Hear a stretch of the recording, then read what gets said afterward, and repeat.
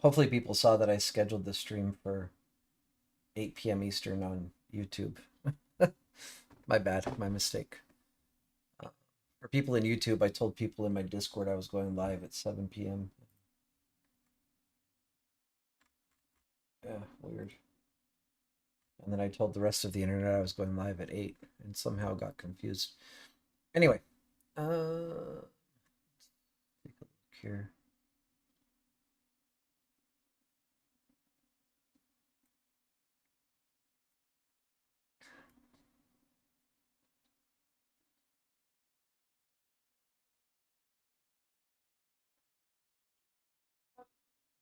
Welcome, one. Good to have you. Um,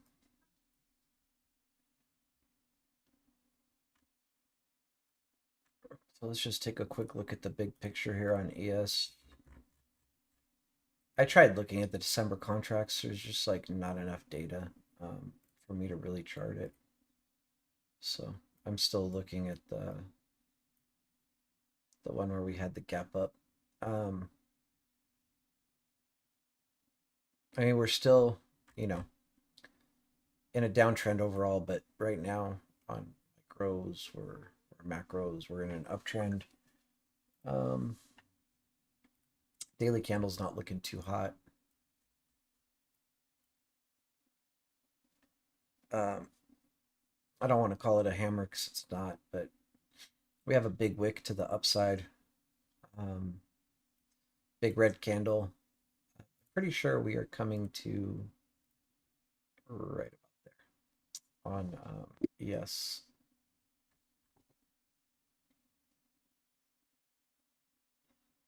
Let me just really quickly make sure nothing's changed. I have some bangers for you guys, by the way. I was looking at some charts.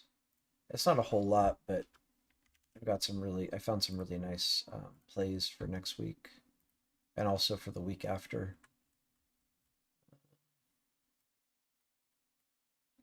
So for newer people, I use, I start with PVP.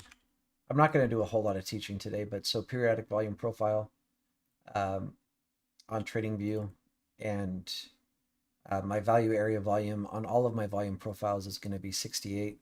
My row size is going to be 100. And I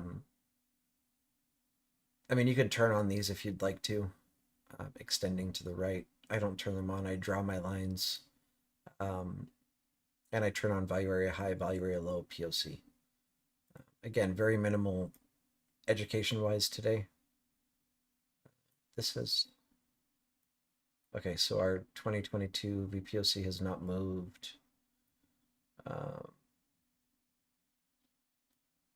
value area high hasn't moved, and our value area low has not moved.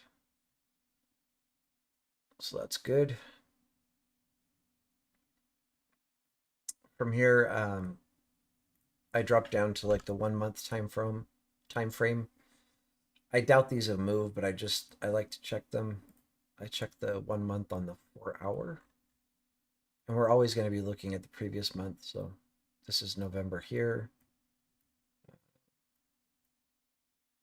Oh, it has moved. Wait, no, that's not possible.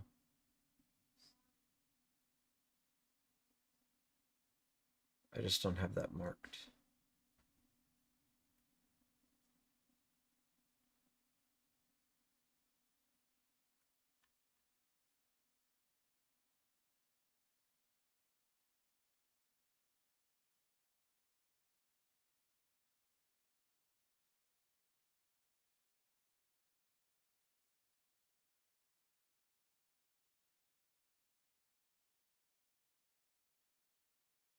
Oh, this is December. I'm literally confusing myself. Okay.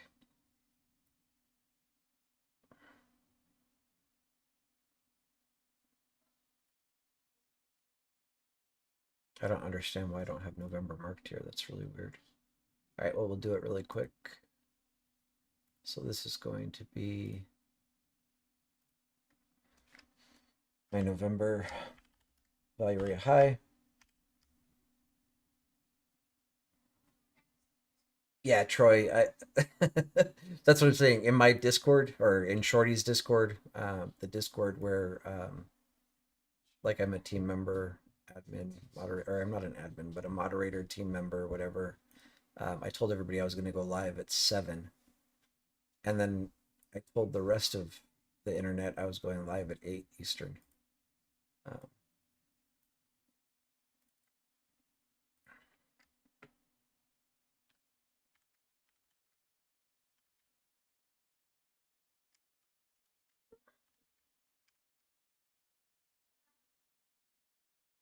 for anybody that might have noticed the double spacing on my keyboard, I got a new keyboard today, so that's fixed. That was annoying.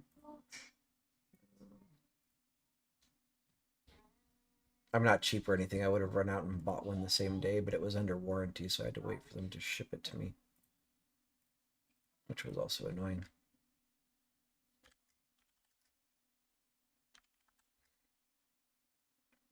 All right, so there's my November levels. I don't know why those weren't on my chart. I'm going to get rid of this. I know this was from T-shaped volume profile, and I believe it's like the run up or run down, but I've got my value area low there, which will encompass that range anyway. And so once I have my previous month charted, I drop down to the 65-minute charts, and I switch my PVP to 7 days. And I will just say this just for because people ask this question a lot, like why do I do 7 days versus 1 week or what have you. After back testing, 7 days seems to be respected better than 5 days or 1 week. So that's why we use 7 days. But I would always encourage anybody to do their own back testing. Sorry, you can probably hear my kid. He just got a new dog, and apparently he's playing catch in my office.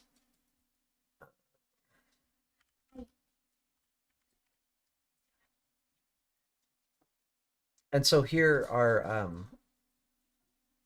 our previous week value area, our POC lines up with our November POC. So I'm just gonna put, I know it's not like to the T, but it's close enough for me. Again, it's gonna be a range anyway. So here I'll just put dash previous week POC.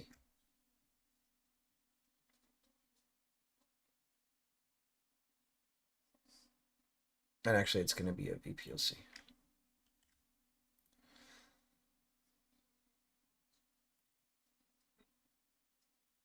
And then down here at the bottom, we've got our previous week value area low.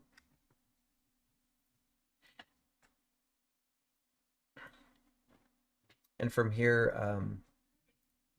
oh, just in case anybody's wondering, on TradingView, somebody brought this up to me. Like they don't have 65 minutes. You just go down here and you type in 65 minutes, add, and then you'll have 65 minutes. From here, I go to my 30 minutes and I turn off my PVP and I switch to SVP. So that's going to be session volume profile. So this one here, and again, same settings. We're using value area is going to be 68, row size 100. And wow, this circle is huge because we were on a higher time frame, but I'm really looking to come right here ish. And if we, if we zoom out a little bit, I mean, you should have seen this when we were looking at the higher time frames, but this is our current channel that we're trading inside of. And I'm pretty sure that we're going to come down and touch that channel here again.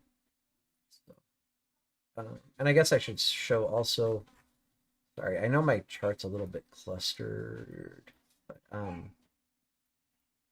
here If I go to like the 4-hour chart, we have this level at 39.50, which if you go back at least back to like May 19th, its resistance kind of turned support here, resistance again, resistance, and then we've got, support. We break down through it, and just it is a psych level as well.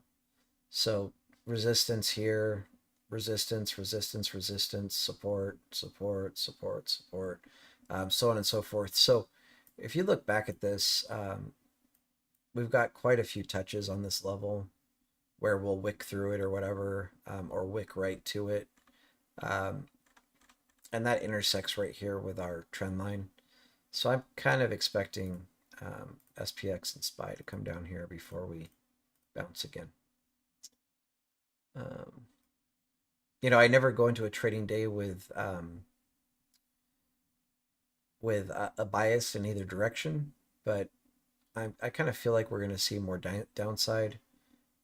We do have FMOC this week. Do we have CPI in the morning? I can't remember. Monday morning. But let me look at the market calendar really quick.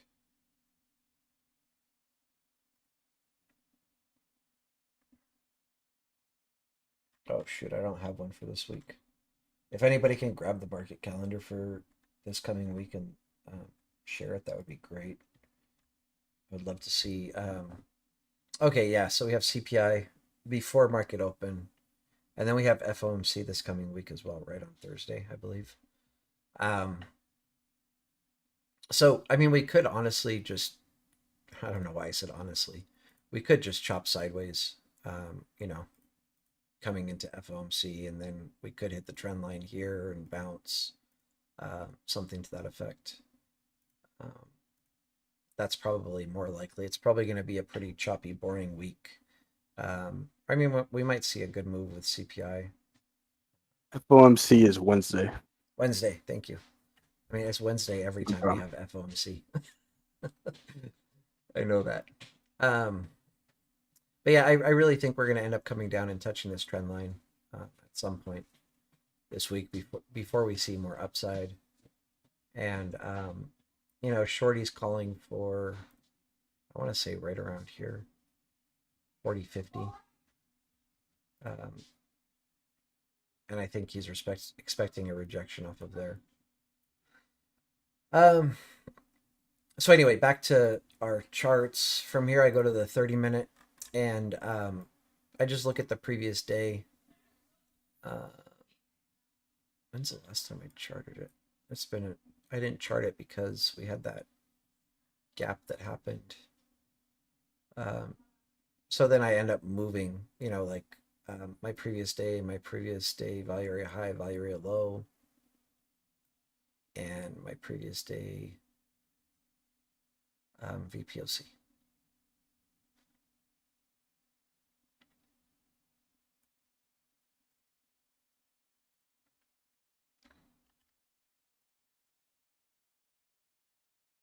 All right. So right now, after market closed, we came down outside of the value area low. So Monday morning, if we do get a bounce back up into here, what are we expecting? Or if we get a bounce back into value area low, is this bearish or bullish? Bullish. And what would we expect if this happens and we get a retest of the value area low? 80% rule. You want to be more more clear on the 80% rule? Okay. I got you. So you're gonna wait till it enters back into the value area low. Wait for 3 5-minute candles to close inside. I mean above. Yep. And take the retest. And so we're going to take the retest to the previous week value area high. So that's the 80% rule.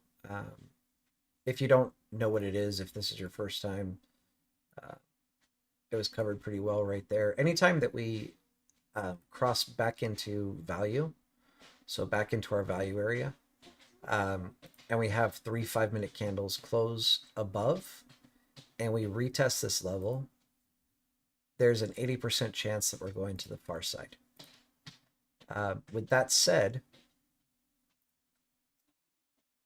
we're pretty close to the POC here, which can generally be an area where we reject or at least see choppiness before we see more upside. So if you're shooting for value area high, that's great, but you want to be aware of this here, and you want to be aware of your risk to reward. So if you're entering there, your stop needs to be here, which is actually pretty decent. I was hoping we could get it below this wick here, but we can't. I like to put my stops as, areas on a chart. So this is our stop loss. I would really prefer if the stop loss was below this wick, but again, we're not getting enough risk to reward to do that. So if you were to go long here, and this is very, very plausible with CPI, if we do get a retest here, you can take it long. If you're taking, I'm going to delete this risk to reward ratio here, but if we do get to here, if you just have one contract, I would probably just take profit here. If you took multiple contracts, you can trim, all but one or two here, and leave your runners, break even, stop loss, up to your value area high to complete the full 80% rule. But always be very aware of your previous day VPOC as an area that you might see a rejection. Like in this case, our previous day VPOC, you can see right here, this is basically, we came through it a little bit, but for such a massive candle, 30-minute candle, to basically bounce right there, that shows, how strong the previous day VPOCs are. So at one point, this was the previous day VPOC. And so same as this, here we'll be looking for either choppiness or a rejection. So basically rejected here, came back up and came almost right back to it. And to me, this is coming back to it. 1 point on ES is basically to the T. And it's also important to know, when you see something like this, especially with ES, you generally need to enter the trade early, because if you wait for it to come exactly to your level, it's probably not going to hit it. And like I talked about earlier, all of these levels, you want to have them as a range on your chart. And when I'm drawing what I'm drawing right now, I'm not looking to the right to make sure that it lines up, with this wick here. I'm looking at my volume profile and grabbing like the bigger part of the volume profile. Actually, I should probably grab all of that if I'm being realistic about it. And then we can extend this to the right. And, you'll see this is our range here where you would be going long. And here we have two, pretty powerful levels. We have the previous day VPOC, we have November's POC, and we also have the previous week VPOC. So between those three, this range is going to be a pretty strong area for a bounce or a rejection, or if we're coming up from the downside, a rejection down. So again, always think of all of these levels as a range and not just a single line on the chart. So that's what we're looking at for tomorrow. Again, if this is reclaimed, if we were to come from previous value, from the upside back inside, this is going to be a very bearish move, and you would want to take puts on the retest of the previous week value area high. So something like this, you would grab puts right there and play them down. 80% rule. expecting to trim or take profit here at your previous day VPOC. Okay. Anybody have any questions on that on ES?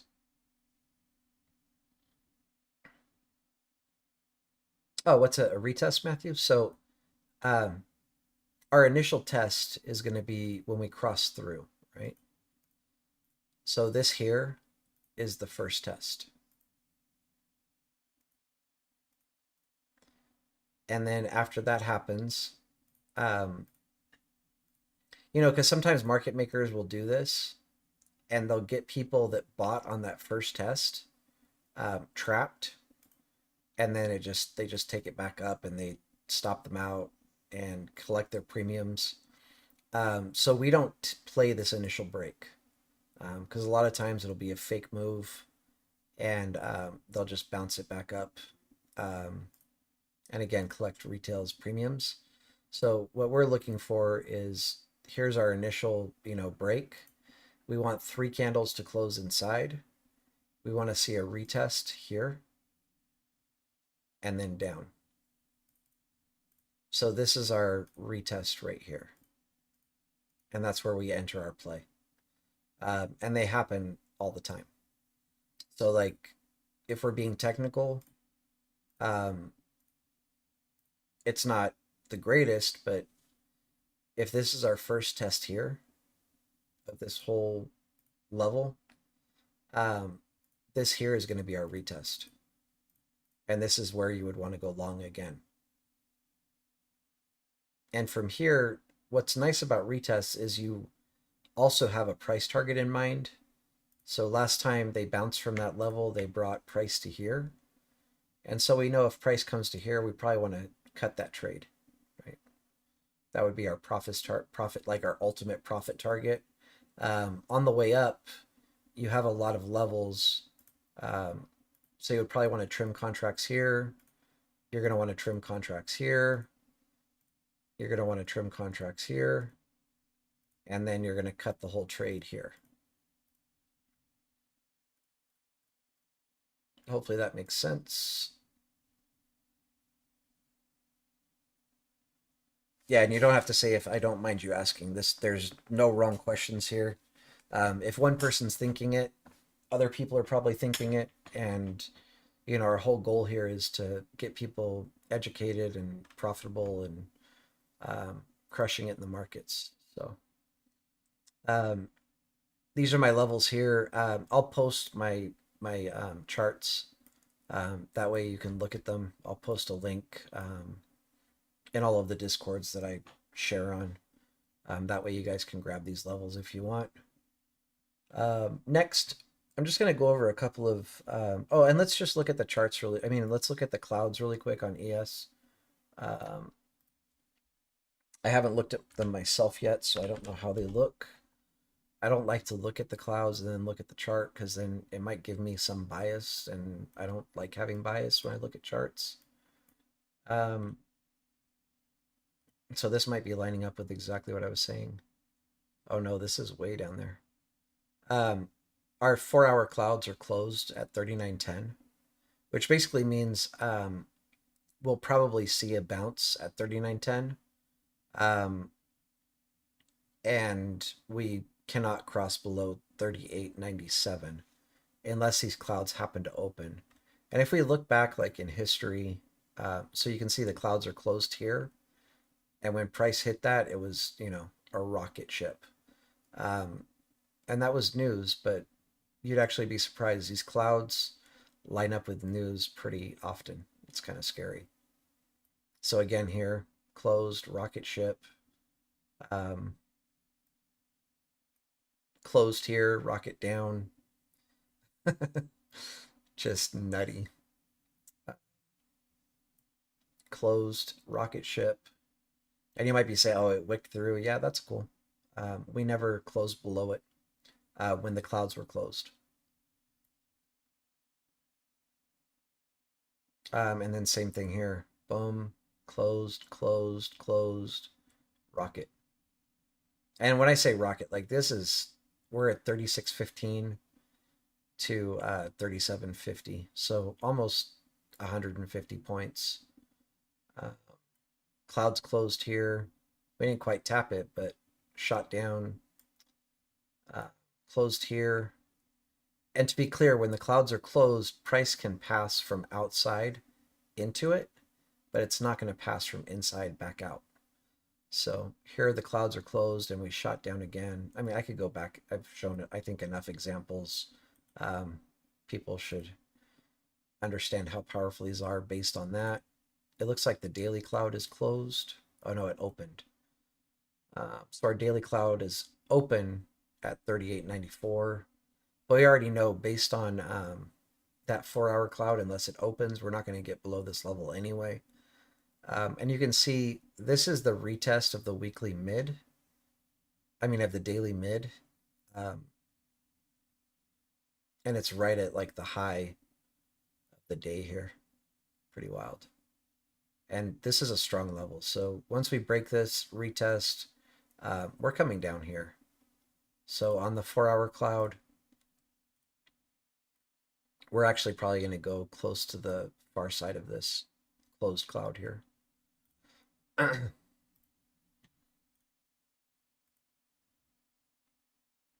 No problem, Matthew.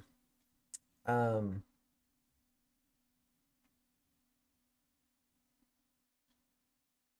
I'll check zero.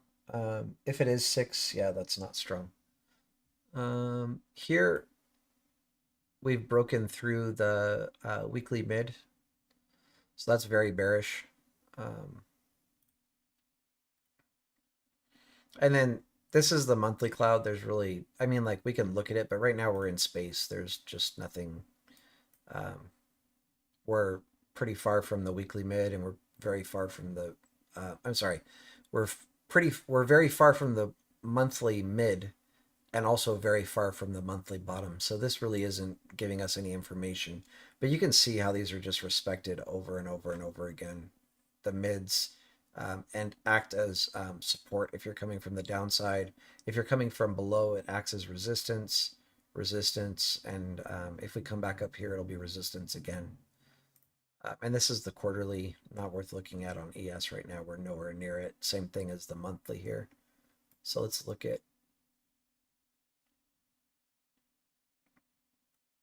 yeah, so my 4 hour is at 2.8, which means the 4 hour could open as of right now.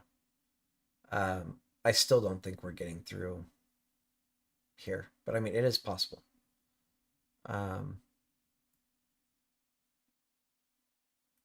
But these are some super strong levels here, so yeah.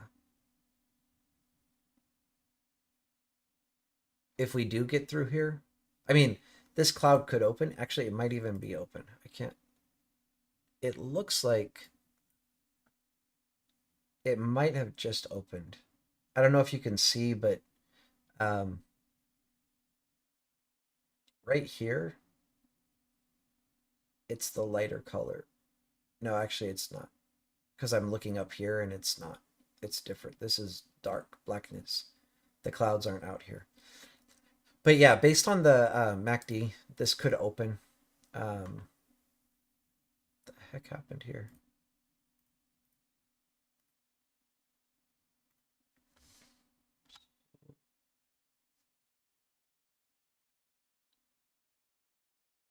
Oh, I think I'm too zoomed in. There we go. Um, yeah, so based on MACD, this could open. Um, and I'm good with it. I'm in long-term puts, so I don't care. Like, or I'm in long-term shorts, not puts. Um, oh yeah, actually, that's a really good point, Key. We didn't look at the fixed range volume profile on ES. Let's go ahead and do that. Um, but so everybody should know, where the clouds are, where levels are. The 4 hour cloud is going to be our weakest cloud out of all of them. And I wouldn't like rely too heavily on this being closed. It can open back based on the MACD, but it still is a difficult level to break through. So you can see even where it's open here, price wasn't able to get through it right away. It took 1, 2, 3, 4, 5, 5 4-hour candles inside before we broke below. So this open or closed is going to be a strong level. Well, puts, is options. You can short, you can short the market without buying options. You can buy, or you can borrow shares. Um, I mean, I can explain it really quickly. I don't want to go too in depth in shorting the market, but basically, you can call your broker and say, "Hey, like I want to short." Um, my brain is going to AMC, but I don't want to make any apes Don't mad. do it. Don't. Don't do it. No, I know. So basically, you can call your broker and say, "Hey, like I want to short whatever CRM or Microsoft, Tesla," um, and they'll tell you, "Okay, like there's going to be a daily fee of XYZ percent to borrow that share." And basically, they'll loan you somebody else's share that has their on all brokers, you have an option as to whether or not you want to loan out shares or not. And if you have that enabled, basically the broker will charge the person borrowing the shares a fee. It's normally like 1%, 1.5%. And they'll give a portion of that fee to the person that's loaning the share out.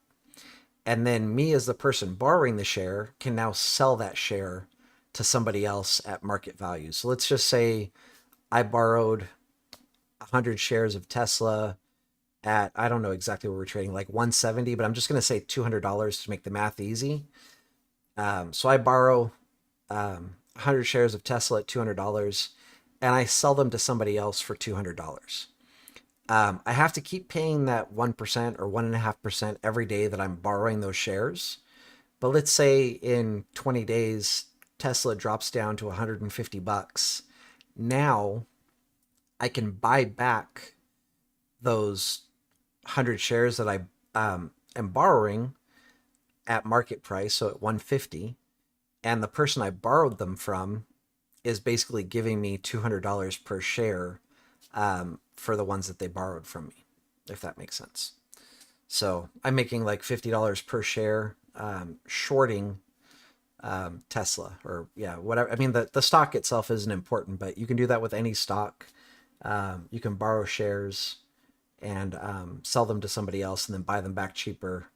And you're making, or I'm sorry, the person that you borrowed them from isn't giving you $200, but when you sold them originally, they gave you $200 per share. And then eventually you have to buy back those 100 shares to give back to the person that you borrowed them from. So if that particular stock goes down in value, you're buying them back cheaper, and you were already given $200 per share, and now you're buying them back for 150 and giving them back to the person that you borrowed them from. And then the way that you lose money shorting the market is if you borrow shares, sell them for 200 and it goes up to 250. Now you're down $50 per share, times however many you borrowed. And you now have to buy them back at that price and give them back to the person that you borrowed them from. Whereas, options, I think most people probably understand, is just a contract between two people. And, you can just buy puts. So that's all. Puts are a little bit more confusing to understand. Puts, you're taking, God, I don't want to screw this up. Puts, you are blah. Yeah, I don't want to go into it right now. So Exactly. do I think AMC is going down more? Yes, I do. Yeah. I think people should have sold when it was up at whatever it was, like $68, $72 a long time ago. But people were being greedy and looking for more. And I mean, it might squeeze again, but I'm sure, I don't know. I think if it was gonna squeeze, like it probably would have already started happening. Like, I think at the price it's at right now, a lot of market makers or whatever else would be buying back their position. They should be up substantially on those shorts. So, yeah, I would think they would be covering at this point. but I don't, I don't know. I don't want to, it's a meme stock. It's hard to say. There is always a potential. Anyway, so let's look at the fixed range volume profile on ES. The time frame for this is like iffy. You just want to be able to get like, if I'm looking at this range here, as long as I can see the whole range on my chart, based on the time frame I'm looking at, that's good enough. For this, I'll turn off my SVP and so this is the fixed range volume profile. To find it, it should be here. Yeah. So 1, 2, 3, 4, 5, 6, 7 down, and it's at the bottom of that. If you click this star, it'll add it to your favorites and it'll throw it up in a bar. That way it's easy to find. But we want to grab the low to high. This will give us where buyers are stepping in. And if I was grabbing the high to low, will show me where sellers are stepping in. And so, excuse me.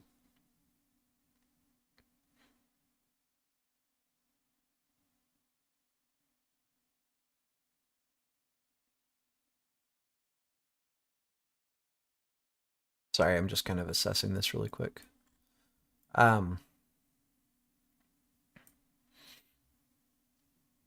If we look at this, so the majority of our volume is going to be here. There's not like,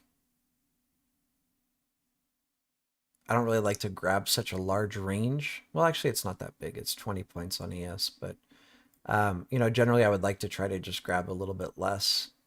This actually might even be sufficient here to here kind of thing. This is going to be our buy zone on ES, and it's lining up with, everything. Like here we should have buyers stepping in to defend, which we've already seen. When we came down here, boom, we rocketed up, right? So the last time we came to here, we had like a 40-point move to the upside, right? So coming here again, we'll probably see another 40-point move to the upside. I just think it's going to happen here, which also just aligns with what I was saying, chopping here until FMOC and then rip, right? I'm not predicting which way we're going to go on FOMC. I never try to do that, but I have a feeling that we are going to see more upside. So this is like our very, very, very macro fixed range volume profile. We're looking at 1 day. Not very much information. So let's grab more. There isn't. Let me go to a different time frame.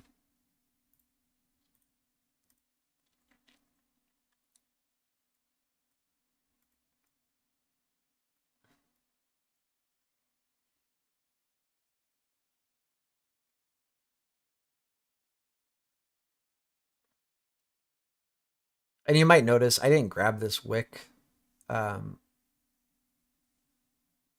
just no reason to. I grabbed from here over to here. And I think we're seeing the same thing. This is giving us a lot more information though. So this is a P-shaped volume profile. And we've got 2 areas where buyers can potentially step in. One is going to be right through here. And the other one on a P-shaped volume profile, you normally want to go long on the second high volume node. So if price does manage to come all the way down to, 38.50-ish, this is going to be where you go long.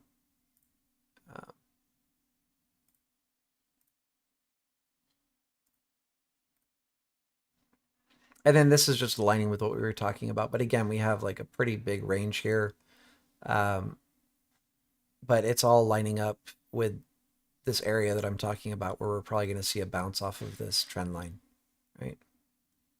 So again, this is going to be when you're taking fixed range volume profile from low to high, you can see where buyers are on your volume profile. And if you're grabbing from high to low, you're going to see where the sellers are. So let's take a look where our sellers are now.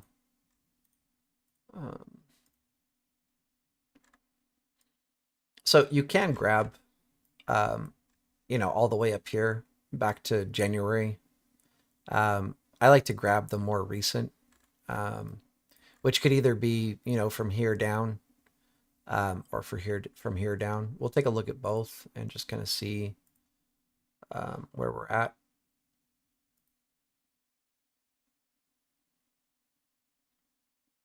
So it looks like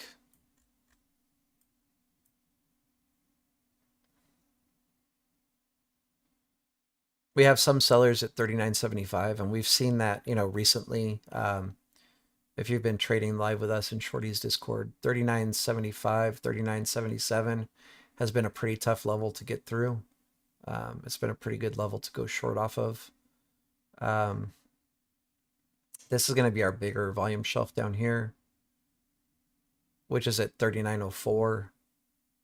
If we make it to 39.04, we're definitely going to see a lot of selling off. The level that, we're looking to see break before things become bearish. Excuse me 1 second. I'll answer you in just a second, Key, okay?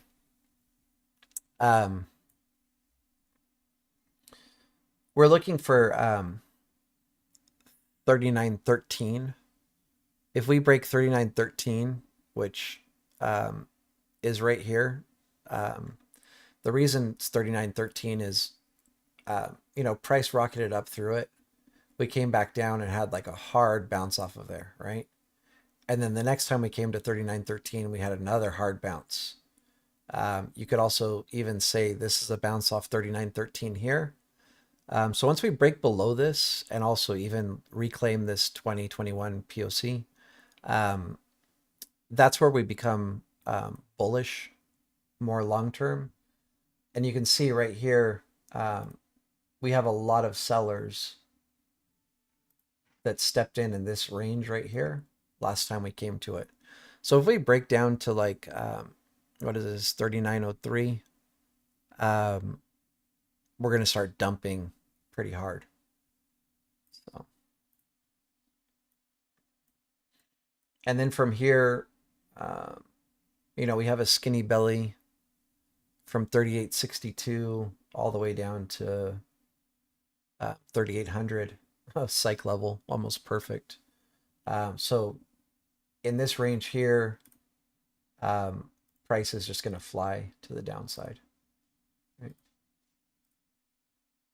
Makes sense to everybody? Any questions on that? For Key, it's going to be the same as all the other ones. Row size 100. Value area volume is going to be 68. Yeah, no problem, Cactus. Yeah, I'm feeling good. Thank you. One thing that's really important is with your fixed range volume profile, you don't turn on extend right. I'm going to show you why. With fixed range, you want to be able to choose, one point to the other point.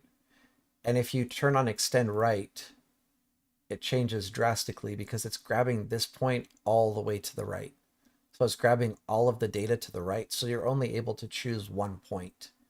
So make sure this is unchecked. That way you only get the range that you're selecting. And then I said I wanted to check this little area here. It's like a week worth of information, I think. Let me see. Yeah, 7 days exactly. So, or actually, no, I wanted to check this one here. It's gonna, yeah, show us just the same information, just not this volume shelf up here above. So, all right. So this should be pretty clear to everybody. We're becoming bearish below 39.13. And then once we hit, I want to say with 39.03, we're going to really start dumping from there. Okay. All right. So now I have a couple gems that I found, and then we'll also look at other charts that people want to look at. We'll probably do a couple at least. So I was looking at Baba. Uh,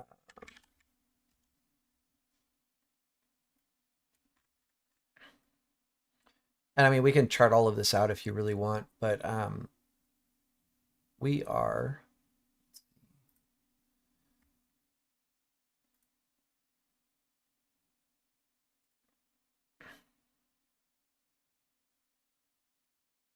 Oh, wait, I don't want this because I was looking for a bounce, not for sellers. Um, so right here, let me zoom in so everybody can see this. And this is a lowercase b. Most of our volumes down here. Value area low is in this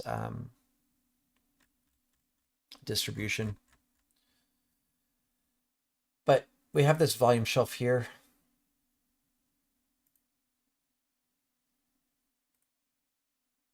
And then we have a volume shelf just below that.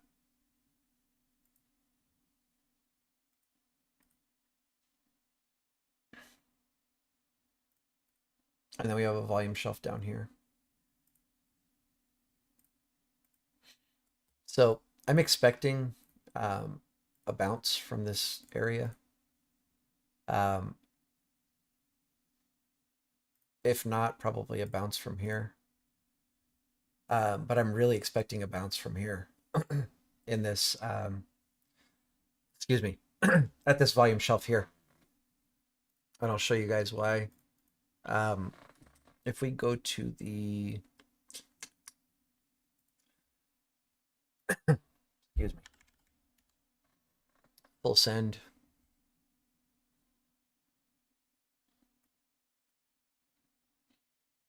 I'll zoom in on these, but this is our 30-day 1 hour, which is pretty huge. 30-day 30-minute. We also have a full send up on 30-day 65-minute, 30-day 2 hour, 30-day 4 hour. And I believe that was it. Well, no, it's currently in a full send on the 1 year, 1 day. But so the trigger for this, where you would go long, is at 91.70. And if we go back to our other chart here, let's just throw a line at 91.70.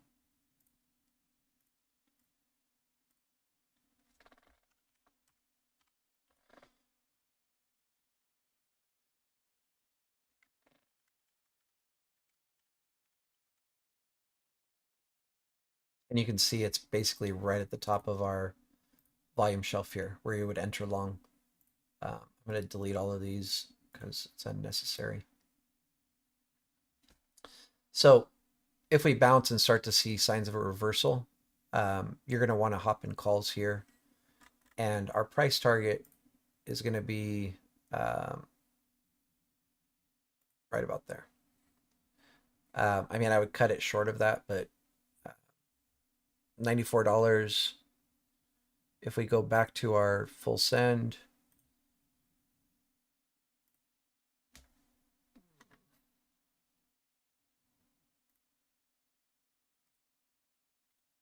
I always do fibs backwards. I don't know why. Just can't for the life of me do it the correct way the first time.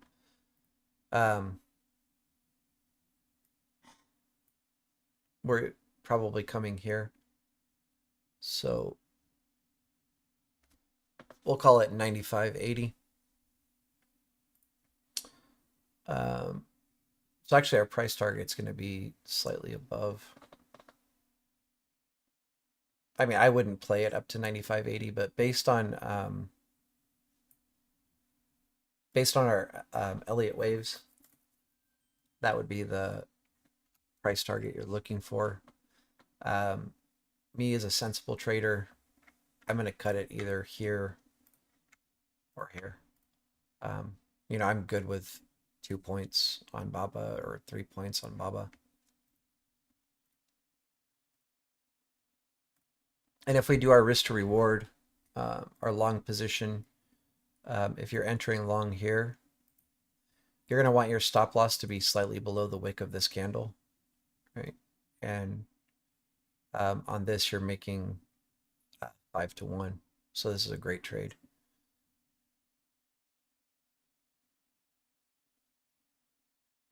Yeah. So that's what I would be looking at for Baba. Do you guys want me to chart it all the way out? Sorry, let me.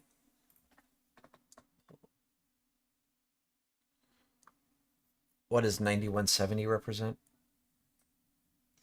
Hang on one second. I'll go back to it, Matthew.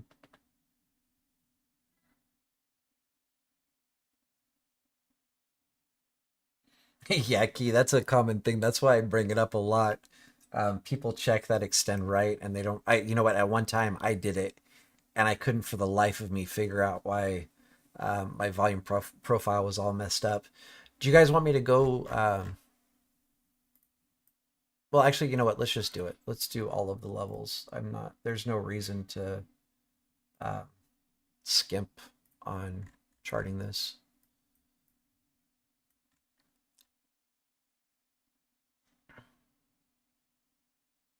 So like pretty much everything right now, downtrend overall. On the monthly, I really love to look for areas of consolidation. We don't have anything particular going on right now. And then from here, I'll go to the weekly. On these higher time frames, I'm generally looking, you know, at the candlestick patterns. This is an extremely bullish, you know, weekly candle here. This actually here is actually kind of bearish because we have a hammer in an uptrend, which normally will indicate a reversal. But that is also, I mean, it's not also, but that's another reason why for this entry, we're not going to YOLO into it here. We're going to wait for price to come back above 9170 before we get into this. So we want confirmation on the move. So here's our daily.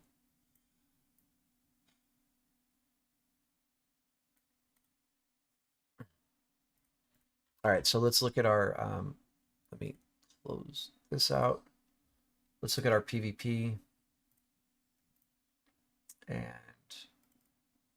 let's do the 12 months.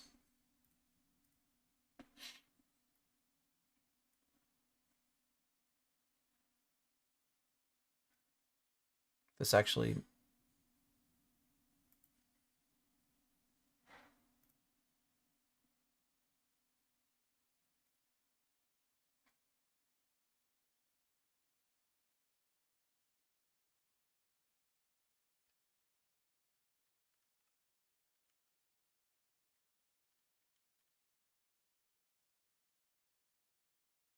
I'm not loving that our 2022 VPOC is right there. But let's take a look at it and see how the risk to reward looks.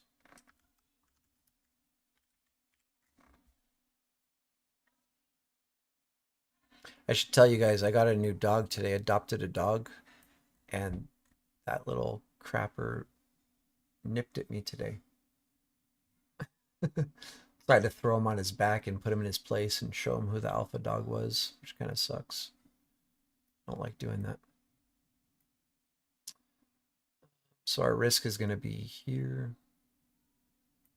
just below this wick. And, oh no, we're good. Awesome. So we're still getting 2 for our 1 risk on this trade, even with this POC being here. But just be aware of it if you take this long, that we might reject there. Good place to trim or take profit if you're if you only have 1 contract. You know, if you have a smaller account, this is definitely, you know, the POC is definitely going to be a good place to take your profits and just call it a day. All right. So from here, we'll go to the 4-hour and we'll look at our PVP on the monthly, or I should say the 1 month. So this is November here. It's really not, I'm not going to chart this because it's just not relevant to what we're looking at. This is where way below price where this is $79 and we're looking at the $90 range. So nothing that affects us for this trade. From here, we'll drop down to the 65-minute and we'll look at PVP on the 1 week or 7 days. I call it the 1 week because that's where I look at the 1 week. And with this, I always just measure just to make sure that this is a week because sometimes it's not. Yeah, that's 7 days. We're good. I'm guessing at the end of the week it probably is 7 days, and other times it's not.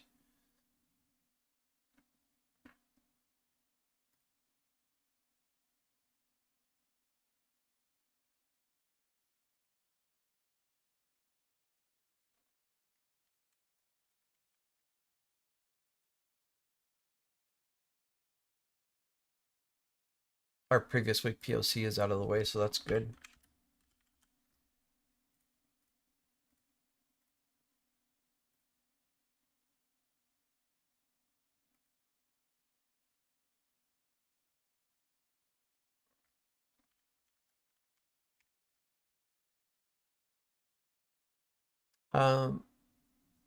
Just watch this if you're in this trade. I mean, you would have to cut it a little bit earlier than the POC, but it's not enough that I would be worried about not taking the trade. You still have enough meat on the bone. It's not going to quite be 2-to-1, but it's still going to be a good trade. And with that full send, I really will not be surprised if we come up to here. Okay. Oh, and then I also have to show you the clouds on this. They look really nice. From here, we'll drop down to the 30-minute and we'll look at our session volume profile. Nothing that's really going to affect us too much. Basically, I mean, actually, it's even better. We have the 80% rule. If we're taking this trade,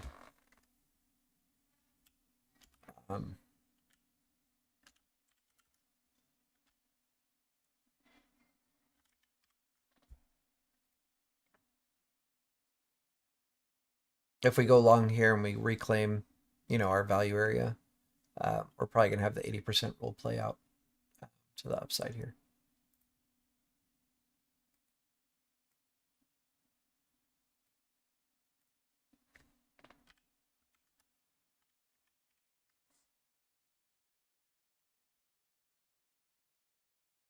And just so everybody knows, I still feel super bad about being an hour late.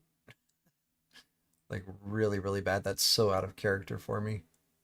But I had in my head that I was doing it at 8 p.m., not at 7. I don't know why. And this level here is close enough that I'm just going to say this here is also going to be previous day. You'll see.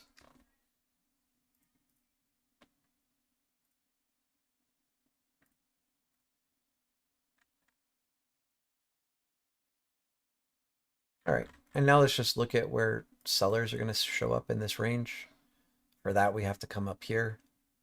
I don't need a ton of information. This is good enough. Who's the old man in the mouse? I'm sorry?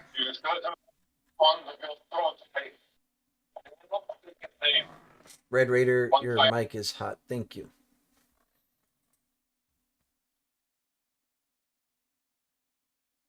All right, so let me get zoomed in here.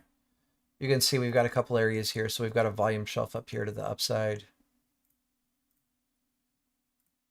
We have a volume shelf here to the upside.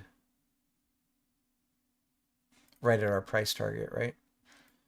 And then we have some pretty good volume right here. I don't know, it's not a lot, but there's some. Other than that, down here.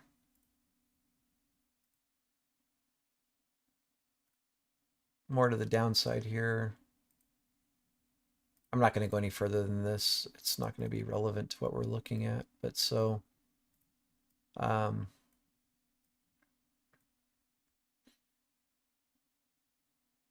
it's just, yeah, literally just lining up with what we already know. There's sellers through here, but this is our entry. Or wait, no, sorry. This is our entry. If those sellers show up, it's normally going to be at the far side. So like you see here, we bounced from here and they showed up right here, down. So this is going to be our long entry. There's a chance we reject here. There's a chance that we reject at the 2022 VPOC. We already knew that. And then until after that, we've got all the way up to 94.65-ish. And then our price target up at 95.80. So I'm going to get rid of these.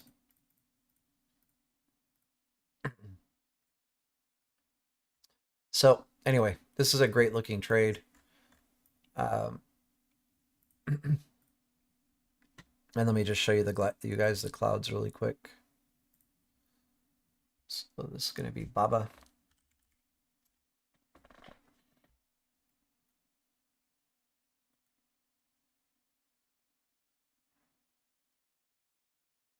So you can see here, Baba bounced right off of the 4-hour mid. And I've already shown this earlier on the live, how strong this level is.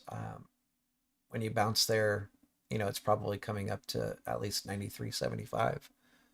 On the daily, we're doing a bullish a bullish backdoor. So this is the initial bounce, and then this is the retest here. Or you could even say this was the retest. This is a second retest, and then we're going to see more upside on that. Our weekly here, we're just kind of in space. But since we've broken through the weekly mid, we're probably coming to here 98.70-ish. That'll take more time. And then our monthly, we've just broke above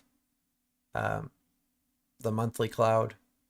We're going to, probably see more upside before we see a retest of this cloud and then bounce again. So this is a great play, Baba, if it plays out. What does 91.70 represent? I know I skimmed over that and I didn't answer it. Let's see. Yes, I know there's a lot at that level. 91.70, 91.76 has been a pretty powerful level. Did I? Oh, because I just said 91.70 and I didn't. Well, if we go to like the daily chart here and we put a line, we'll put it out here and we'll make it white and we'll put it at, wait, 91.70. Where did you see 91.70? I'm sorry, Matthew.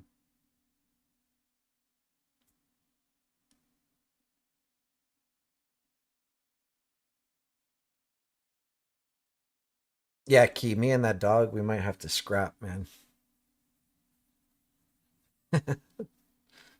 Sorry, Matthew, if you can be more specific what you're asking about at 91.70. I thought you meant 40.70.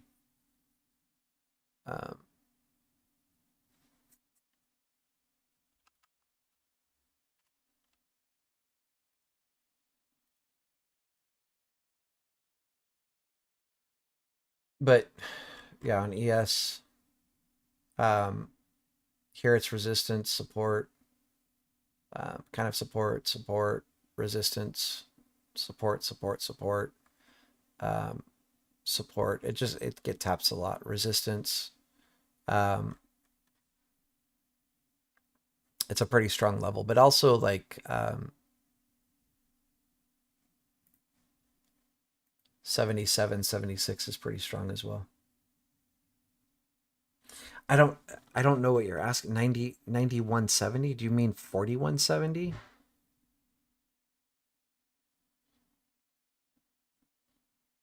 If I said 9170, it was probably just an error. What's the play on Baba? Let me see. Oh, so that was a 30-minute full send up. Sorry, I never zoomed in. I said I was going to zoom in on the full send and I didn't. Oh yeah, I did. So this is a 30-day, 30-minute. So the best way to show this is if we look back at a previous 30-day, 30-minute. It triggered here. And so this was on, if we look up here, it's December 1st. And it completed here on December 5th. So I generally go like, like if it's Monday, you could buy Friday's expiration. So if it triggers on Monday, you could buy Friday. But if it triggers on like Tuesday, Wednesday, Thursday, then I would look out to the week after as far as your play. So as of right now, I can't give like a date. If it does trigger on Monday, the 12/16s would be good. If it triggers after that, you're going to want to go another week out. Okay.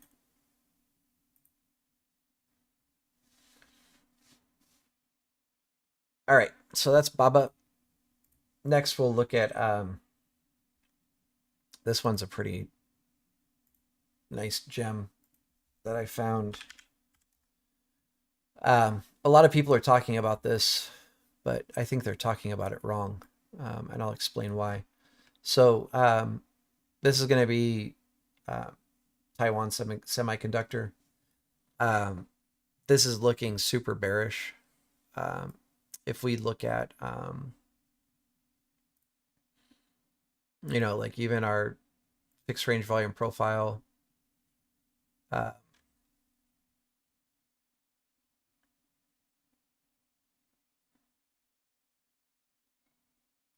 do I feel like that's not what I wanted?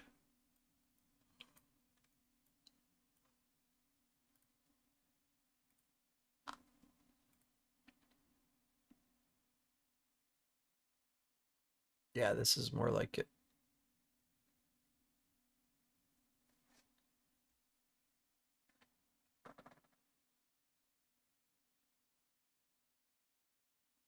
All the numbers on the right. Oh, the numbers represent price. So if we go back to ES, but I don't, I love it when I do that. 91, I mean, you're talking about 9,000. Like we're not even, that's way up here. I don't have anything at 91. Oh, sweet. I wanted to delete this from my class and I'm like, I can't find it.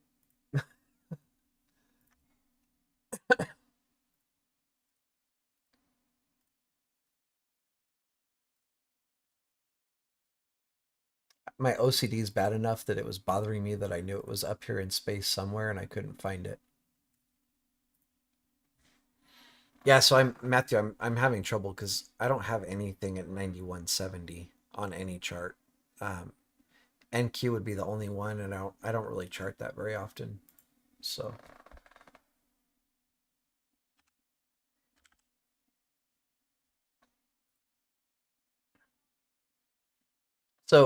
Taiwan Semiconductor, this here is considered an island top. And if we do this, it'll look a lot better.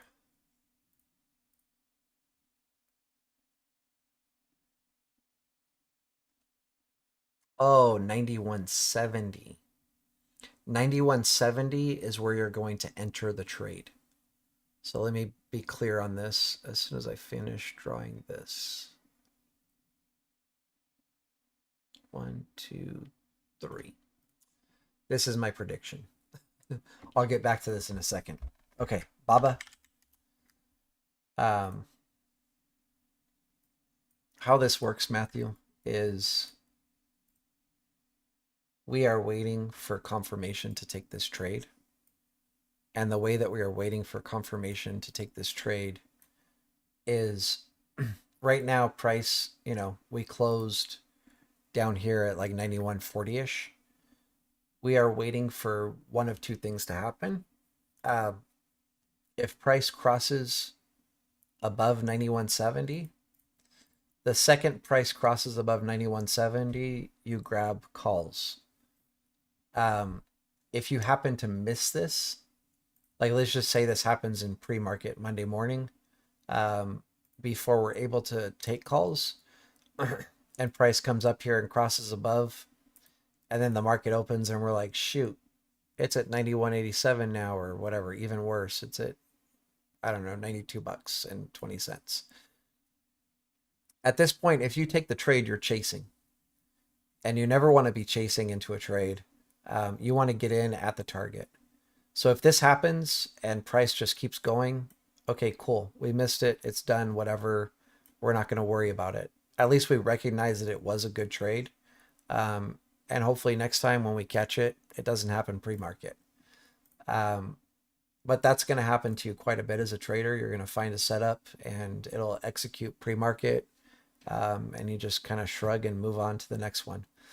If this does happen pre-market and we're not able to catch it here, hopefully we get a retest, and then this would be where you enter the trade. Okay. So ultimately you're trying to take calls the minute BABA passes above 91.70. If you miss that for whatever reason, hopefully it gives you a retest and you can enter here and go long. All right. So hopefully that's clear for everybody. I'm actually glad that you asked that, because I meant to explain how to enter these trades. A lot of times I'll post, like, whatever, take BABA above 91.70, and it's hard to communicate exactly how to take the trade, in text versus showing it. So we're looking for that initial cross. If we get that, enter long there. If we happen to miss the initial cross, hopefully it gives us a retest and you would go long there. But if you miss either, or let's say it just gives us the initial cross and you miss the entry, you don't chase. You just let it go and you look for your next trade. All right. So hopefully that's clear. Taiwan Semiconductors. So we go to the daily chart on this. It's been consolidating.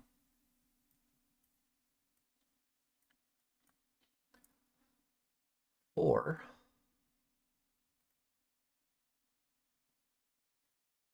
24 days so far.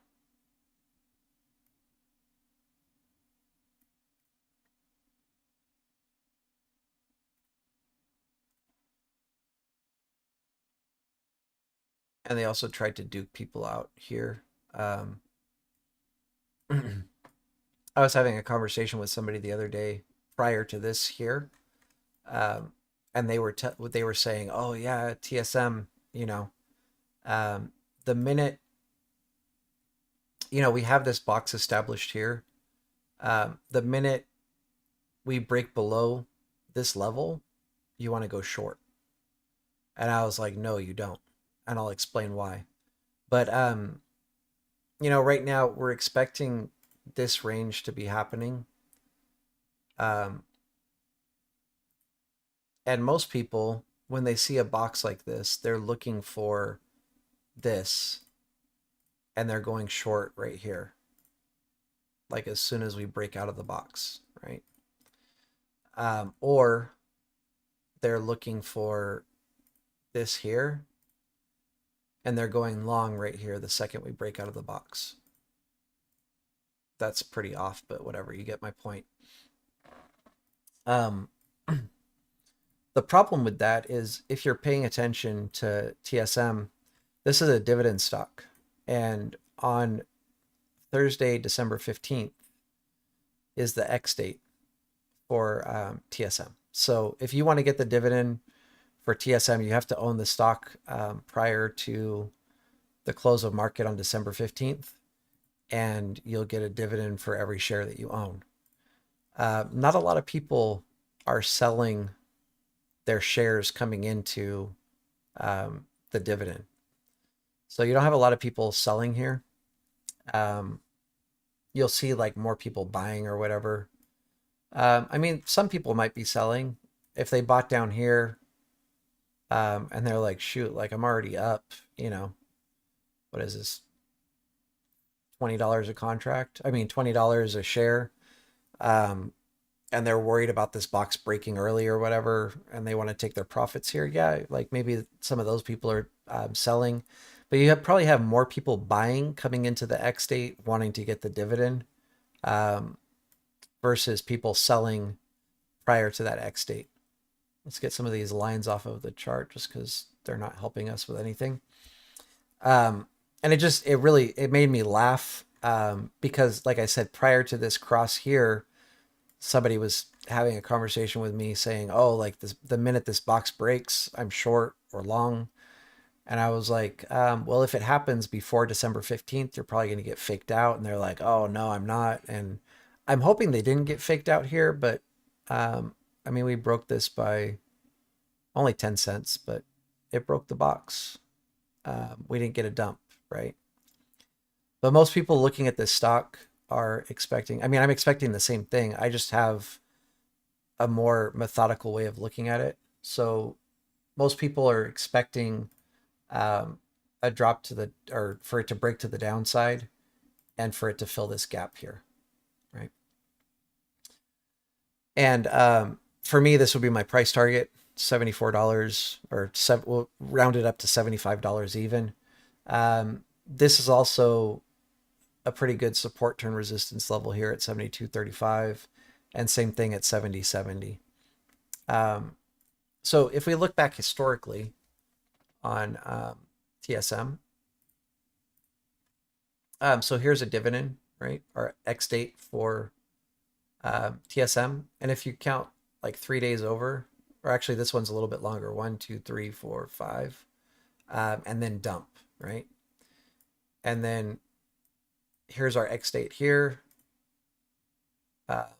1, 2, 3, 4, 5, 6, 7, 8, 9, and then dump. This one here kind of had a dump on the day of and a few days after, and then it trended up, right? So technically, you know, looking at that island top we were looking at, I mean, same thing could happen here. After the X date, we could rip up. It's possible. So I'm not saying definitely go short, but I think short is going to be what we're looking at. Here's our X date, and we dumped right after, right? X date here, and we dumped right after. X date here, and dumped right after. Anyway, you can do this yourself and look back and see. This one was one that ripped afterwards. X date here, and we ripped, you know, the very next day, dumped afterwards. So I am expecting about 3 days after the X date here that we're going to see a dump to the downside. It would be good to jump in puts. If you want to be safe, grab them on the 15th. And you probably want to grab them, you know, like a couple weeks out at least. You know, we saw that one that went like 9 days before it dumped. But also know, you know, if we get above the top of this box, you want to cut your shorts because we're probably going to see upside. So that's going to be TSM. And then that's it for me. I'll look at a couple of tickers from other people. So what do you guys want to see?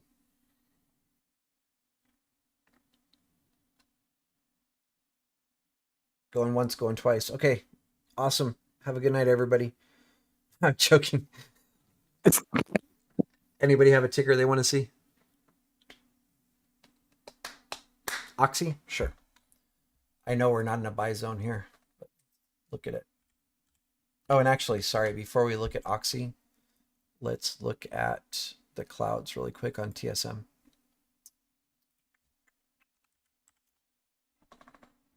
I haven't looked at these yet, so.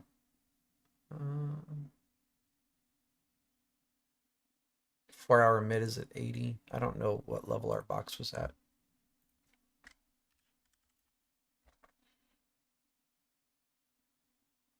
I mean, this is just even more perfect. So our 4-hour mid is at 80. So if we were breaking the box, we're going to be below 80.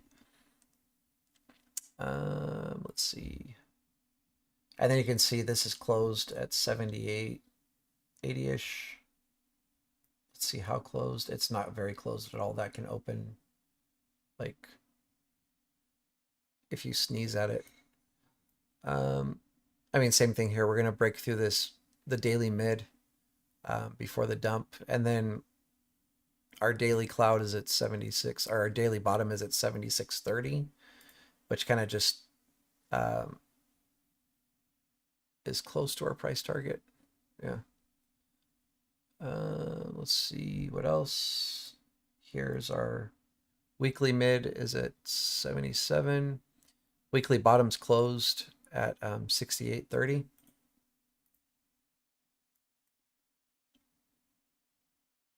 And this is just pretty inconsequential. It's closed. I mean, it's open, so we can pass through it. So there's that. All right, Oxy. Oh, so I said stop loss is going to be above the box. Take profits down here. I mean, honestly, like with 2-to-1 risk to reward, you can't wait until the top of the box. So I shouldn't say that. If our entries here and our profits here, the highest our stop can be is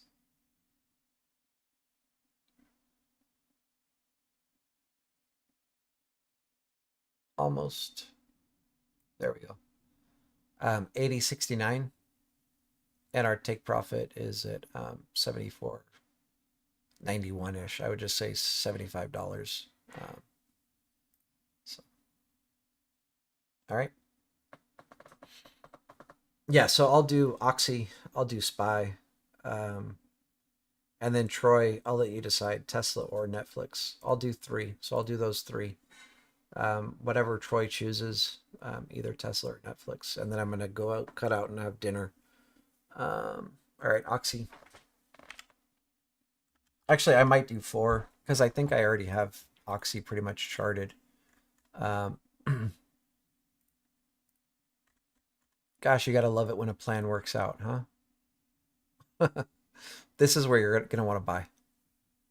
I can chart Oxy more, but it's gonna be fast. Yeah, Key, I think it's gonna be a banger. All right, so we'll start with our,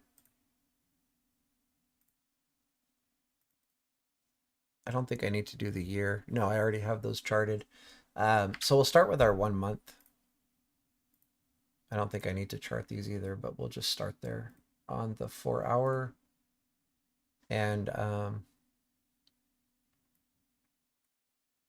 yeah, I've already got these levels. Value area high, value area low. I'm not trying to go super fast. I said I'll post my charts, a link where you can basically, you can type in the ticker symbol yourself, and it'll show you, you'll be able to look at all my levels. Excuse me. And now from here, we'll look at the 7-day on the 65-minute. This should be a week, but I'm going to make sure.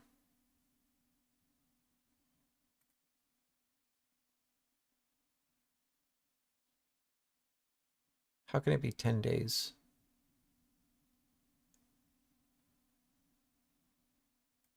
Oh, 7 trading days, 10 days. Okay, got it.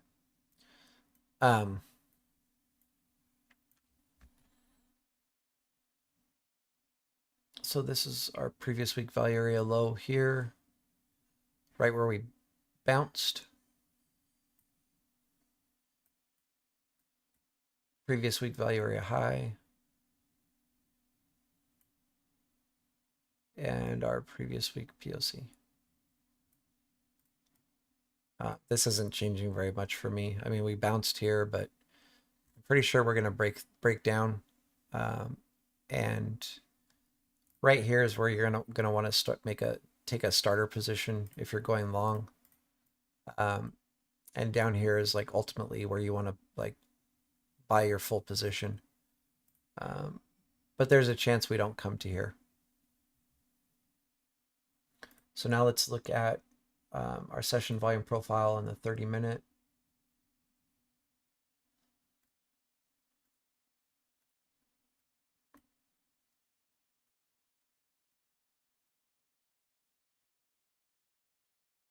Did I do it on here? No.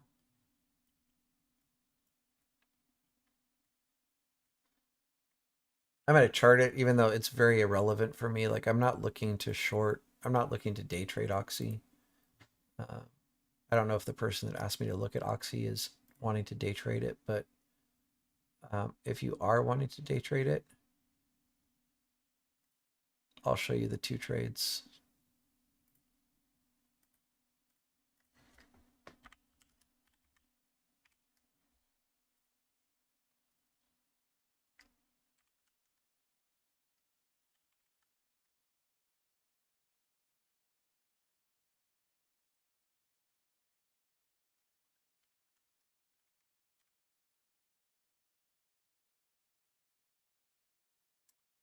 So if you're looking to day trade Oxy, it's going to be the same thing we were talking about earlier. Basically, if we break below the previous week value area low and have 3 candles close and get a retest here, this will be your short entry. Long entry is actually better because if we come back inside of value here, this is a very bullish signal like we already talked about. You want 3 candles to close inside, 5-minute candles or greater. Take the retest of the previous day value area low, and you're going to be trying to take it all the way to the previous day value area high. For your long position, if your entry's here, our stop loss, you probably want to keep it slightly below your previous week value area low, and your take profit here. I guess we can't. So your stop loss would have to be at your previous week value area low for your profit to be at the VPOC. And then ultimately, you're getting 4-to-1 if it plays all the way up to previous day value area high. Oh, the price to go like, sorry, down here. Are you talking about these prices? Our starter position is going to be at $60.26. And your full position, it's a range, but between like $58 and we'll just say 57. It's 56.80. Would be where you're going to go full position long on Oxy.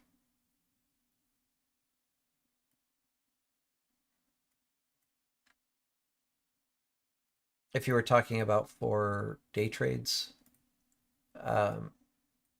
your short entry price is going to be 62.50. On a retest of 62.50, you would go short. And for long, on a retest of 62.70, you would go long. Okay. So shouldn't be any questions on Oxy, I don't think. We charted this last, I think it was last Sunday. And so far it's playing out how I predicted. Retest and rocket down. Retest our September POC. Well, if you're looking for puts, this is not the play. I mean, like, you can day trade puts from 62.50 down on a retest of it, but we're in a major buy zone here. If I zoom out, like, this is where you buy. buy, buy, buy, buy, buy, buy. So this is not the place to go short. You want to go short, you know, up here. Unless it's a day trade. So this I'm talking about like more of a long-term swing trade, long position. But so, like I said, for a day trade, if you're looking to go short, you're going to want to take a retest of 62.50. All right.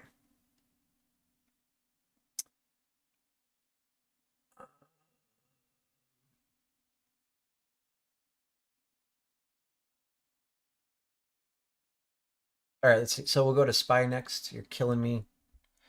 Key, you are killing me because you know that I trade SPY off of ES and you're forcing me to go and do this. Like twisting my arm. All right. That terrible chart. Dude. All righty.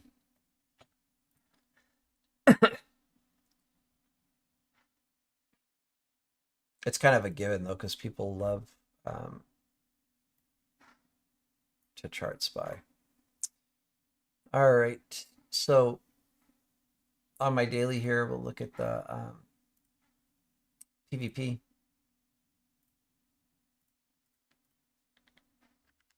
For the 12-month. I think I already have this charted, but yeah. So value area low, value area high, POC. And then from here, I mean, again, I'll post this chart so you can see all of the levels. Yeah, I mean, it's going to be quick because I have most of it charted anyway. From here, we'll go to the 1 month. And I should have these level charted as well. Yeah, November value area high. This shifted. November value area low.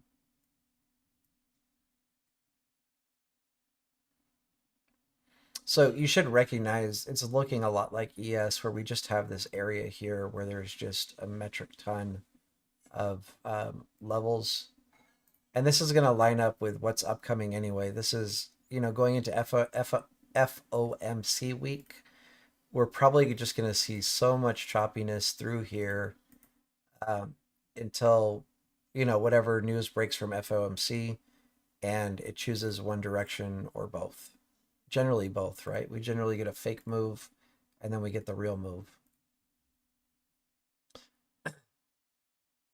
Yeah, we'll go through them really quick. I got you, big dog, even though I don't like you right now. I'm joking. Oh, let's go to our weekly. Sorry, I'm getting ahead of myself. Oh, no, I'm not. 7-day. Ugh.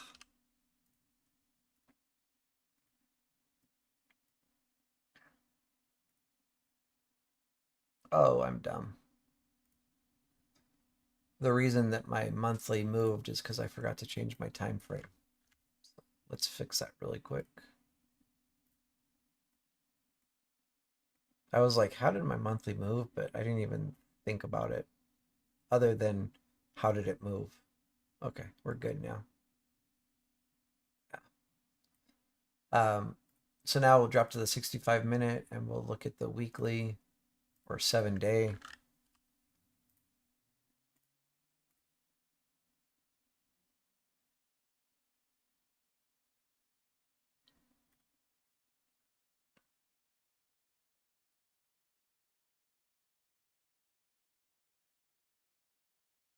So our previous week shifted a little bit with all of this downside we have. My gosh, where's the previous week? Previous day. Oh, it's right there. It's this red line. It's nothing, right? Interesting.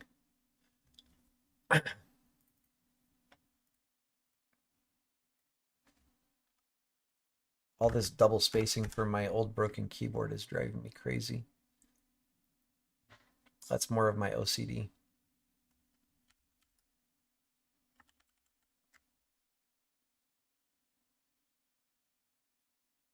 Oh, wait. I know this is not going to be my previous day POC anymore, so I can erase that.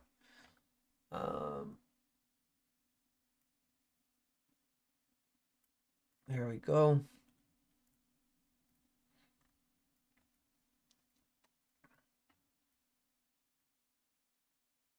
And I guess I can take this trend line off now because we broke it.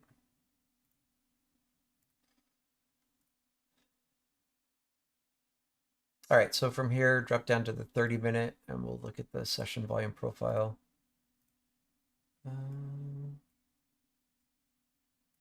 Just so much noise in these levels. Here's our previous day value area high. What's this? 86. Oh yeah, this is going to be my previous day POC as well. Whoa.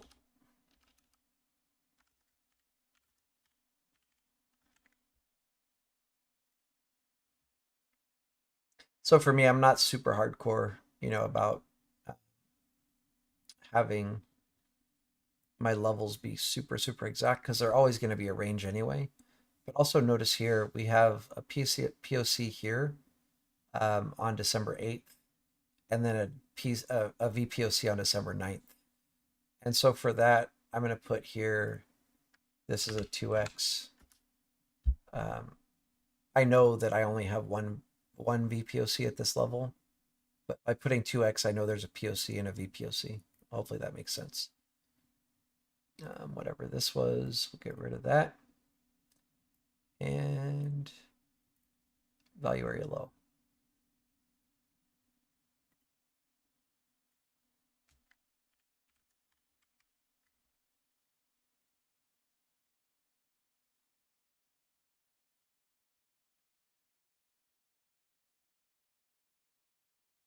You just have to love how these levels get respected. I mean, it's just disgusting.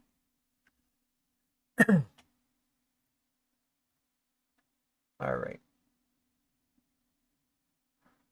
I don't, I feel exactly the same way about SPY that I do about ES, which is, I don't know, maybe CPI brings it here somewhere. This trend line. Maybe even just previous week value area low. But I'm kind of expecting it to tap this trend line somewhere. And then we'll probably see a bounce, and then we'll see some choppiness through here coming up to FOMC. All right.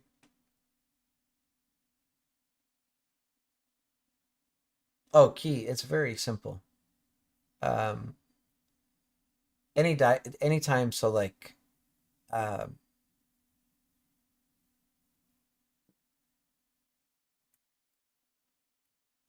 so on the, let's just look at like the previous week, for example.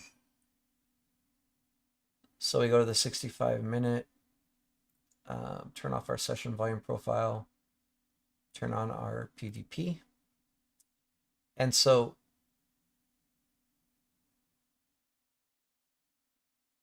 wait, what did I do? I have 2 previous weeks. Yeah, interesting.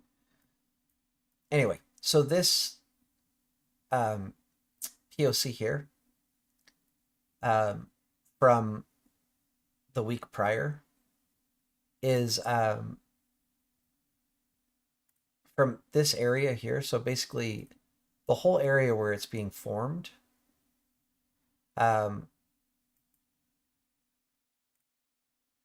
it's always going to be a virgin POC.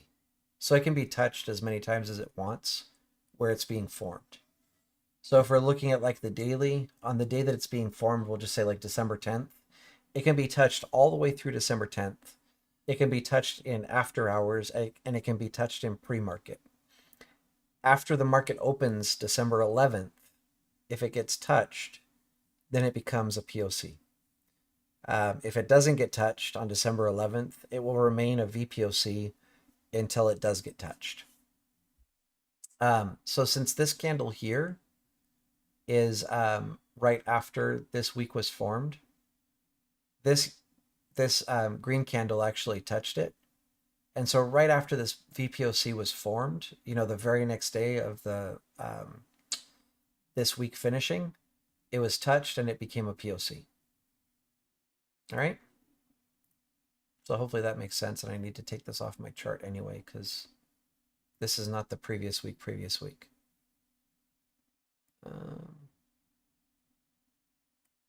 All right, so that's all our levels for SPY, and that's, you know, what I'm expecting. Either previous week value area low or this trend line, I'm expecting a bounce. Okay. And then let's see. So Troy, you didn't choose if you wanted Tesla or Netflix.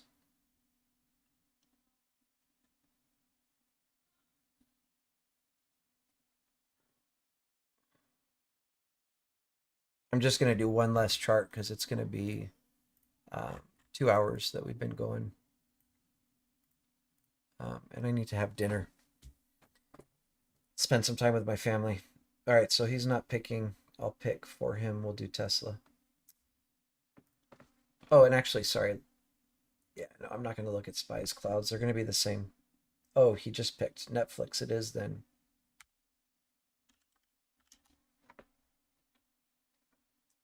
Let me erase my shorty can't break trend line, which actually ended up being true, right?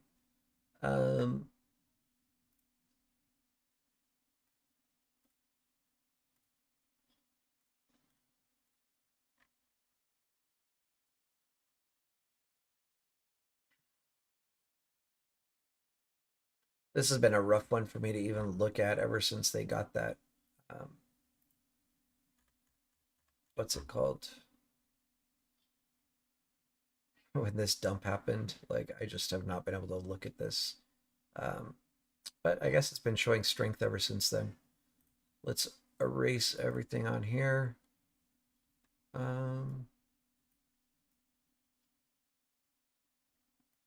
I mean, overall we're bearish, but we're now making, you know, higher lows. Let's take a peek at our weekly candle. It's an indecision candle. So could go either way.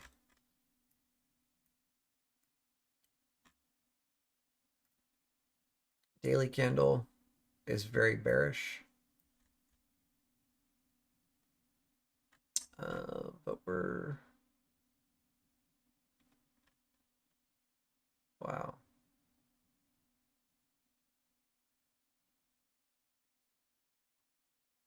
Oh, I can see why Urfa's looking at 130s now. I mean at 330s. He's wanting this gap to get filled. Right to there, 329.82.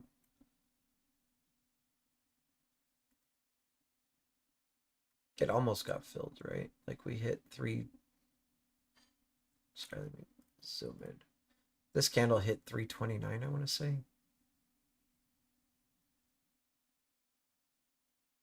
Am I on the wrong candle? Yeah, high 329. Yeah. So we came pretty close to filling the gap all the way. Not quite.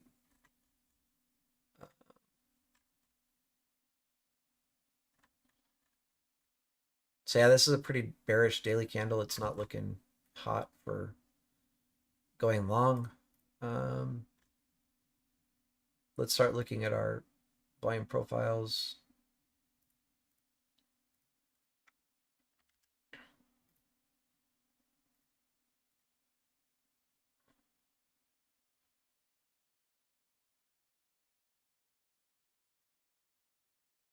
I'm pretty sure when I looked at this, I looked at it on Friday because we played long and we made profit on it. We were looking for 330 as the price target.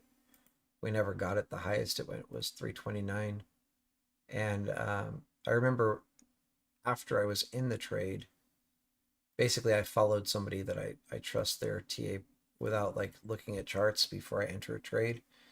Oh wait, what am I doing? This is going to be December, right? Oh no, I'm sorry.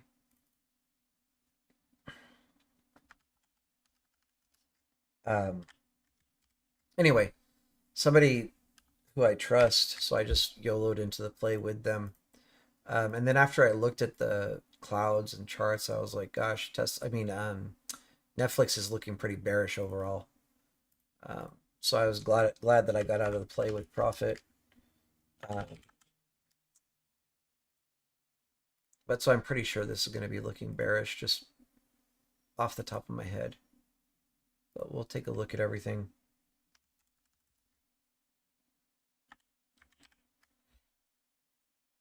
All right. And then like always, we're going to drop down to the 1 month 4-hour charts.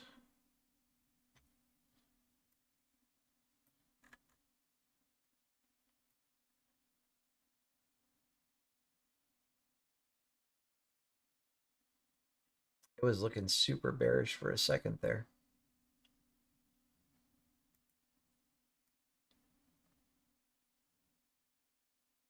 Some people might have got faked out like hell on this.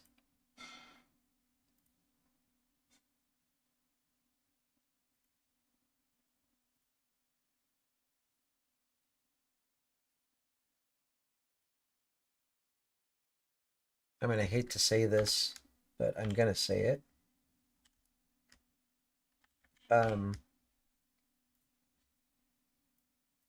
This was, like a perfect entry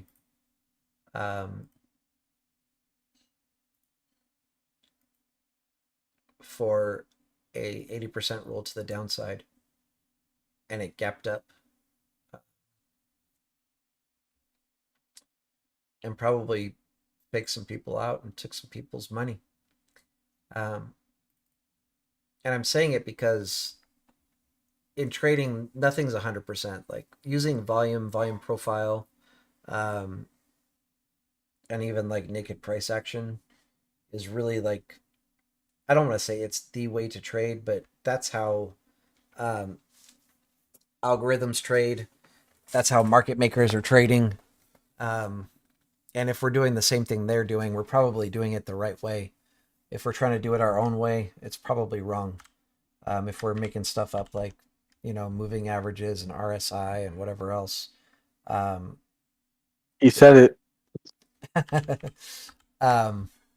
We're probably just trying to find patterns. I mean, they might work, like I'm not dogging people that use it. Not my style. Scored that I met Shorty and he taught me all of this, and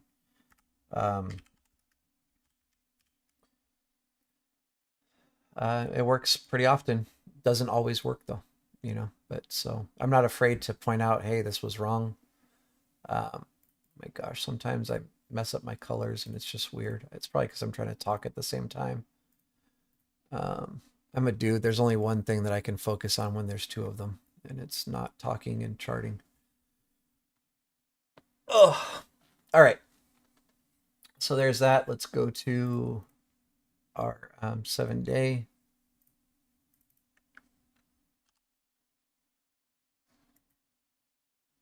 Drop down to our 65-minute. This is close enough for me. I'm going to call this my previous week value area low.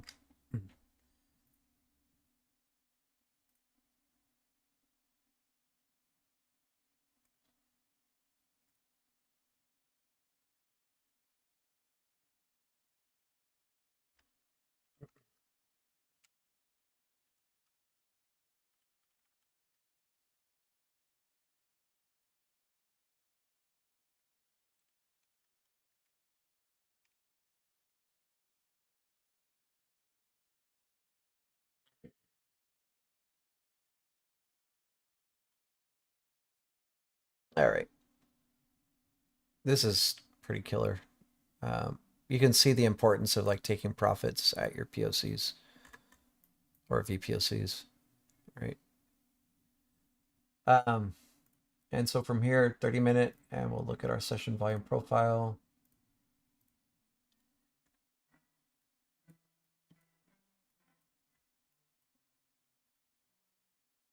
They're making it easy for us on this one if it reclaims value on this.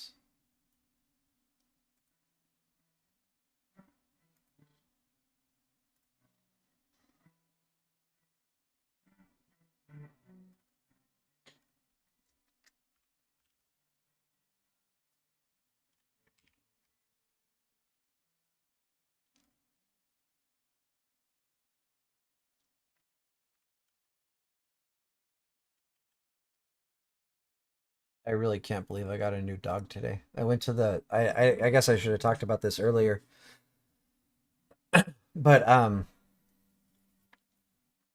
went to the pet store today with my kid and my wife to get crickets for his frog, and I came home with a dog. I don't know how it happened other than my wife gave me these cute little eyes and I was like, "Oh, whatever you want, babe. Um Here, just take my wallet." Um so again, I'm pretty sure we're bullish, but I mean bearish. We'll take a look at the big picture and we'll take a look at the clouds. But if they do happen to give this to us, this is just such a super easy long. If we reclaim our value area here and get our retest and our 3 candles closing inside, you're going to take it long to the previous day value area high. Again, super bullish. And the risk to reward is there, like no matter what happens. You're going to have your stop slightly below the wick of this candle here. Your take profit would ultimately be the previous day value area high, which gives you a 3-to-1 risk to reward. But you might end up taking your profits here at the previous day POC, which is still giving us a 2.65 reward for our 1 risk. Okay. All right, let's zoom out again. All right, I don't need to be that zoomed out.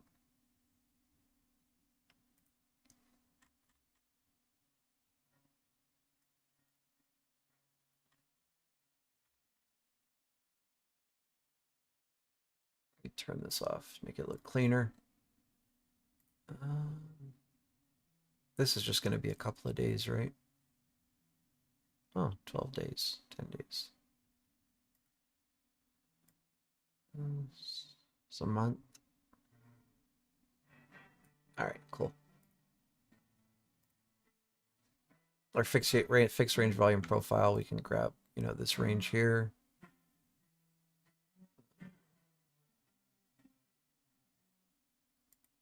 This will show us where buyers are at.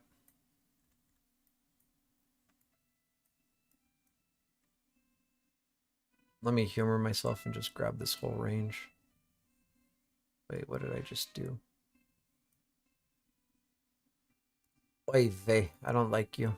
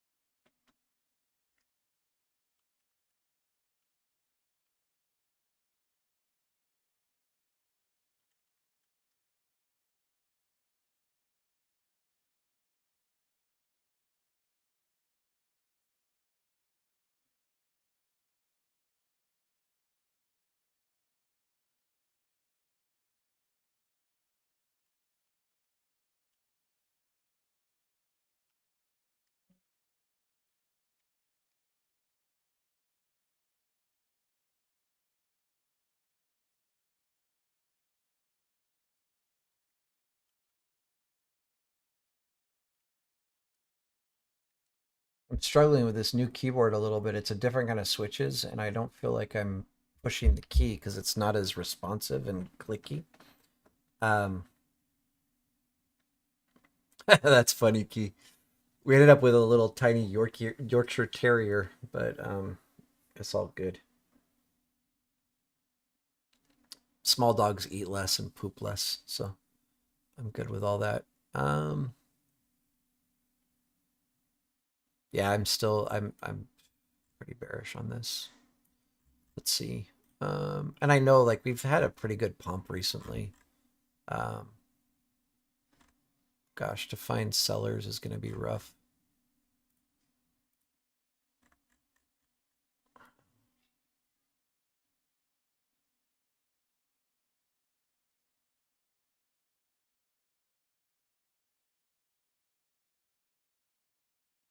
So I'm not really going to be able to see it, but I've got a theory here. Let's just say, let's grab this range here. You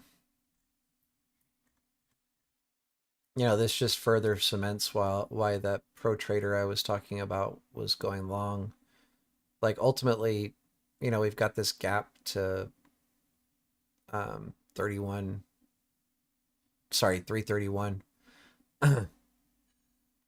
We're not really having sellers show up too much until about here.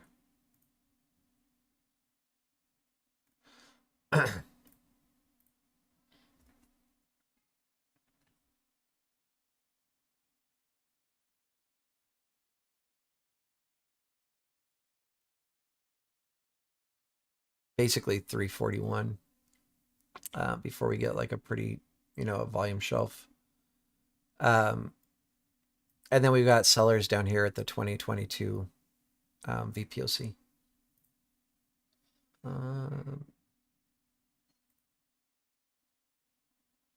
Here. Okay. Let's go back 30-minute. Let's get rid of this.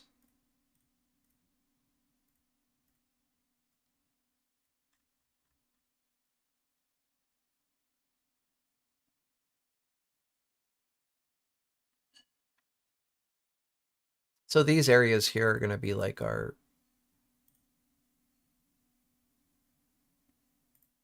major levels. Like if you were looking to go long, this is going to be a great place to buy long. If you're looking to short, this would be a great place to start shorting.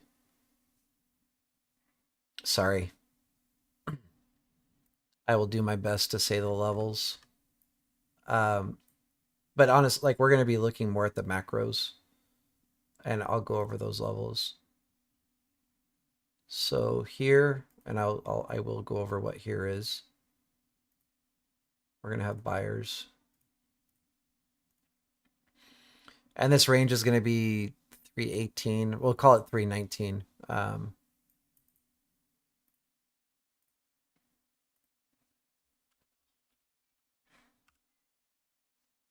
And we'll call this 316. So 319 to 316, you're going to have buyers stepping in here.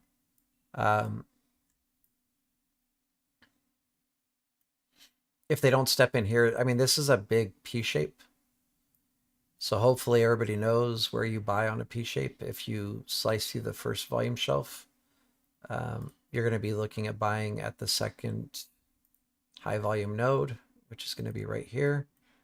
The high of this is going to be 308.50, we'll call it. And the bottom is going to be 305. So for me, on a like a more micro level, like on a day trade level, on Netflix, I'm expecting, you know, if we don't get a bounce here off of this previous week POC and reclaim the value area, like I already spoke about, value area low is going to be at 320.90. If we retest that level, you're going to go long, and you're going to go long to 326.30. No problem, Matt. If we don't reclaim that value area, then we're going to be selling off. We're either going to come down to this level here, 319 to 316. And if we slice through that, we have a skinny belly all the way down to 308. And then between 308 to 305. So we could see this, or we could see this.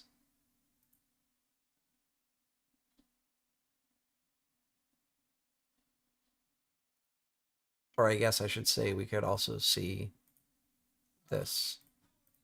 I mean, I don't know.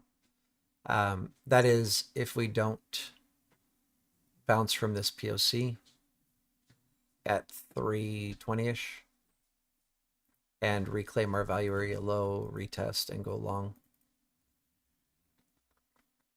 Thank you, babe. My wife just brought me dinner right on time. Told you we were doing one more chart. So any questions there on Netflix? I will pull up the clouds really quick just to verify what I'm looking at here.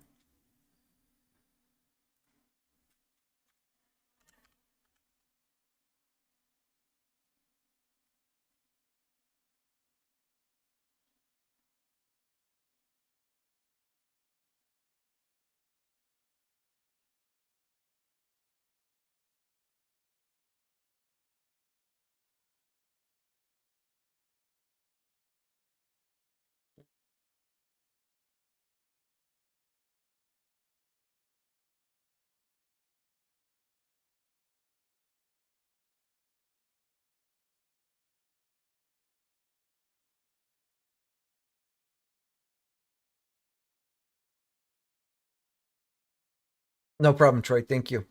I mean, the clouds are really not giving me too much information. We're hitting the top of the 4-hour cloud, which we could bounce off of, but we can also slice through it. So it just basically confirms what I'm saying. If we don't bounce right where we are right now at that POC, we're going to see downside. We'll probably slice through the 4-hour cloud. If we bounce here, then we're going to be doing a bullish backdoor. Here on the daily cloud, and I'll zoom in, we're right inside the upper cloud. Same thing basically. If we're, well, actually this is the level that we were talking about, like 318. So right through here, this is going to be like the bottom of the top of the upper cloud, if that makes sense. The bottom of the top.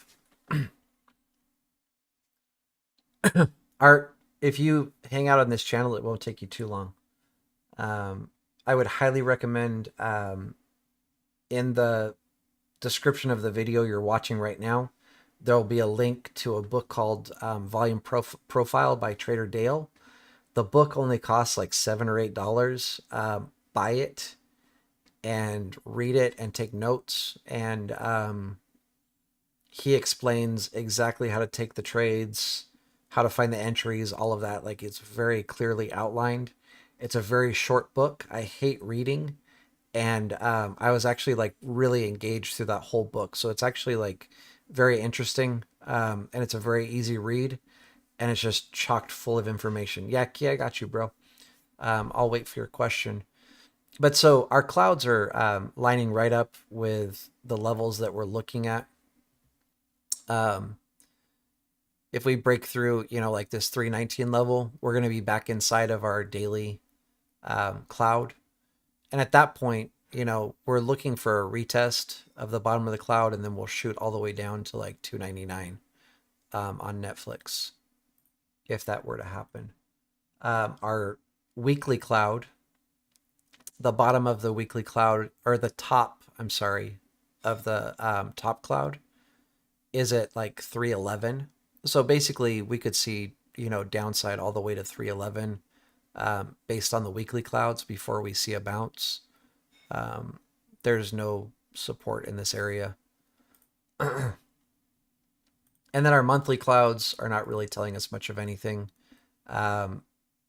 Netflix could come all the way down to 386 before, or 387 before we touch it. And if it did do this, it's going to be a very bullish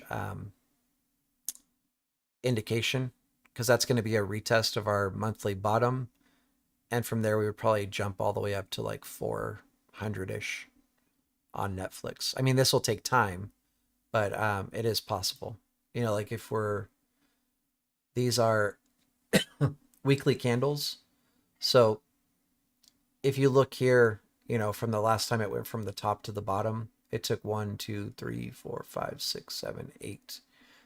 8 weeks. But so if we retest this, we could go to $400 probably in like 4 weeks, 4 to 6 weeks. All right. Yeah, seriously, Art, like, I literally despise reading because I'm dyslexic. And so when I read, like, I transpose words and transpose letters, and reading for me is actually extremely difficult. But I actually thoroughly enjoyed that book. Like, it was a really good book and it was worth my time.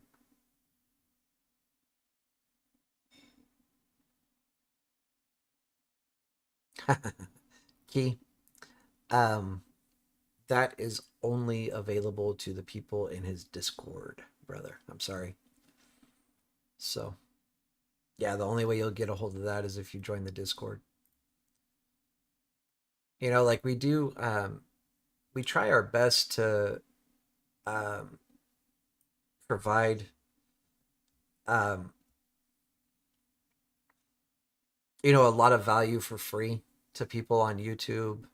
But we also have to, like, since we're charging people, or I shouldn't say we, since Shorty's charging people like to be in the Discord, there also has to be some value there for those people as well. We can't give everything away for free. Um, but a lot of the information we do give away for free on YouTube. What you guys don't really see on YouTube is like the live trading we do during the day. We'll call out a lot of plays, and then you guys aren't seeing, things like that PDF that Key is talking about. I'm sorry, brother. Like, I would love to just give it to you, but I can't. So with that said, oh, there's just one last thing I want to show you guys. I've been showing this like on every video, but when I'm trading, we'll go to ES. So Art, in the description of this video as well, you'll see the link to Shorty's Discord. I will say, like, it's not cheap, but it's also not super expensive. For what you're getting, it's very cheap. And I'm pretty sure every member that's in the Discord will tell you it's very cheap for the value that you get. But some people might think it's a little bit pricey. I would understand that. But it's a very small Discord. We keep it small. We only let a few people in every month, like 25 to 50 people, just depending. And the reason that we do that is the Discord's focus is education.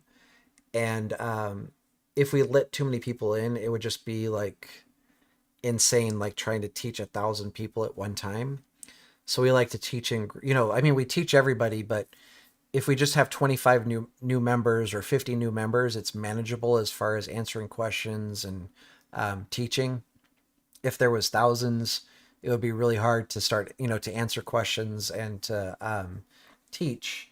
And then also with that, at that point, when we're letting, like 25 people in a month or whatever, the people that have been in the Discord for a while at that point are educated and knowledgeable, and they're also able to start answering questions and help people progress. And so we're building a community of traders that are all on the same page where, basically we just have a bunch of badasses that are all able to answer questions and guide people in the right direction.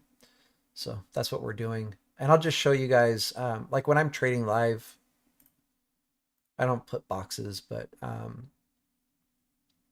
have my lines. I look at every line as a range.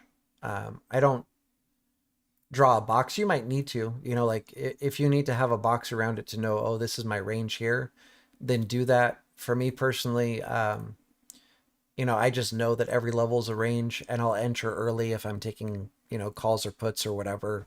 And then, so aside from the levels that you see right now, at the bottom of my screen, if I zoom in here, or actually, let me just go to a lower time frame so it's easier for everybody to see. I have my volume, and I use a 20 moving average on my volume. And I know I just bashed MAs, but I do like MAs on volume because I can see anywhere where volume is above my moving average, I know that I have like a lot of volume that just basically confirms, like, if I'm looking to take a trade, I want there to be a significant amount of volume.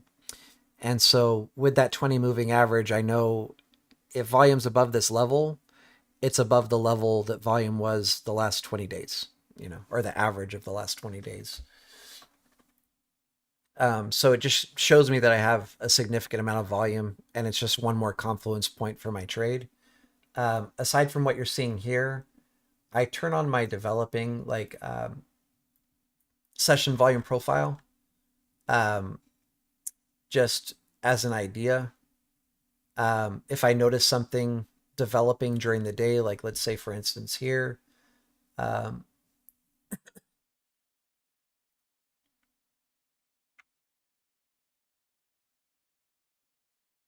trying to figure out how to draw this really.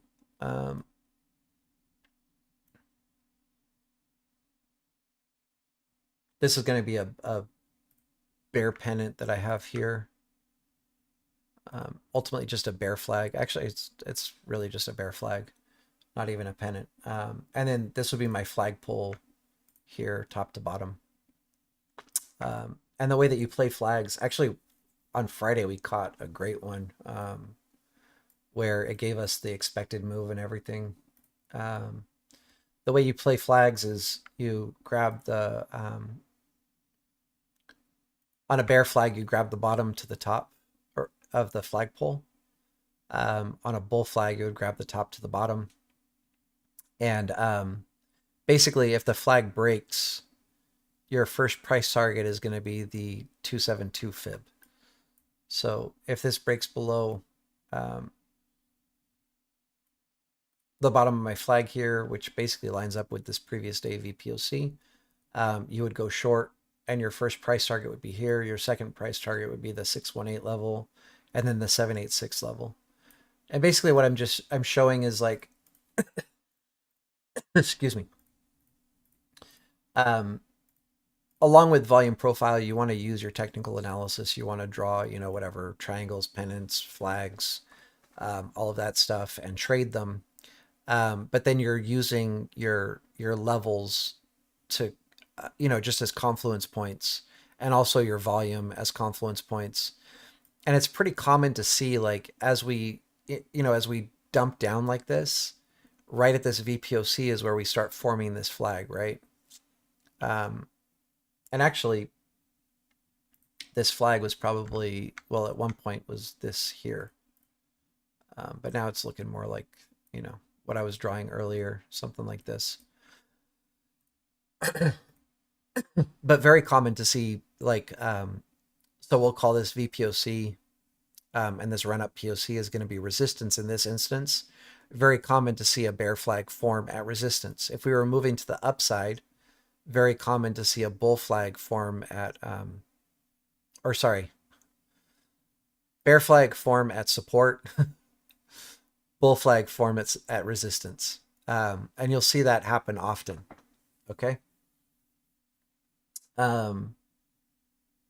Key, can you DM me in Discord, please?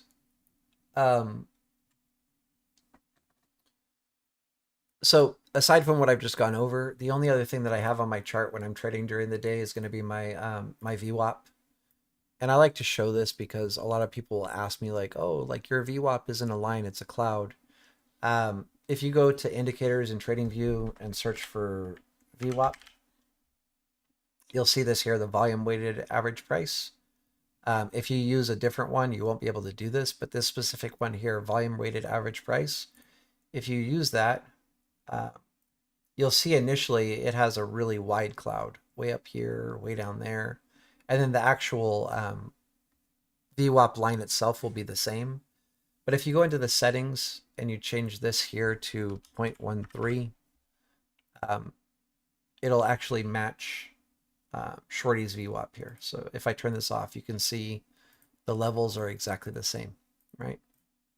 So you can do that and get the same VWAP that me and Shorty use and people in the Discord use. Art, unfortunately, Webull does not have volume profile.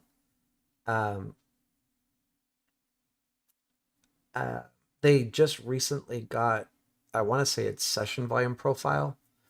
So the one that I use for like my daily time frames, I believe Webull just got this, but you're not going to have access to the fixed range volume profile, and you won't have access to the PVP, periodic volume profile. So for me, I think TradingView is highly necessary for trading, because of all the great tools that you have. Once you learn the power of volume profile, you'll probably want TradingView if you're not already using it. And yeah, Webull's charts are okay, but they're nowhere near what you get in TradingView. And the session volume profile is all that you have, I think, in Webull. And that was just added like a week or two ago. They haven't had it for very long. And I've got one more question here in the Discord. What are these kelp clouds on your TOS screen? Which study is it? How do you use it? TD13, loaded question. So, as a member of the Discord, you have, if you go to your invite only scripts, you're going to have the, where is it? The shorty clouds here. It's going to look a little bit different, but if I go to like a 4-hour time frame,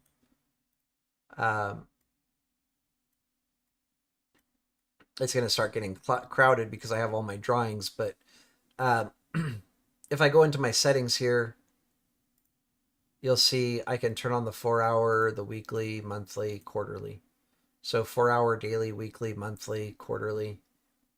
Click OK. You can see down here, like the weekly bottom is closed right now.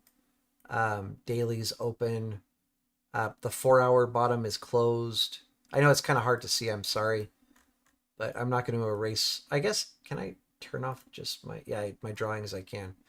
4 hours closed. Daily's open. Daily top is closed. 4-hour top is open. And then everything here is all open. The quarterly top, weekly top. My monthly top is closed.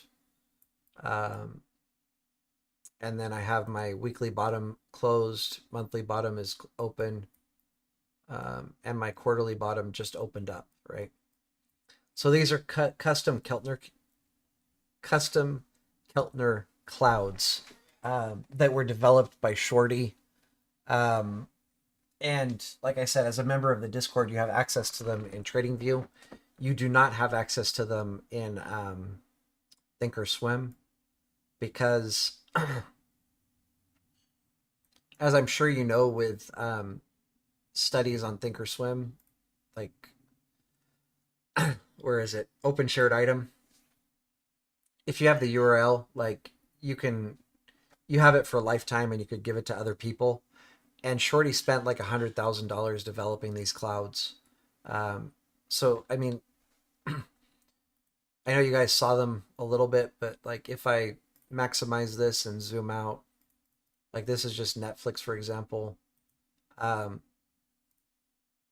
actually zoom in. So here the cloud's closed, couldn't get through it. It does happen occasionally with news, like a closed cloud will break. I don't know what happened here, but it broke. But it's extremely rare. Or it can break, but like normally you'll just see a wick. You won't see a candle close below. But in this instance, we see a candle close below. I don't know if there was some kind of news on Netflix here, but you can see it. You know, it wasn't able to go far, and then just bounced off of it and ended up rejecting it and going. Closed clouds can be crossed from the bottom back inside. I know I said that earlier in this video, but so here we cross back in, it's closed, it touched it and took off.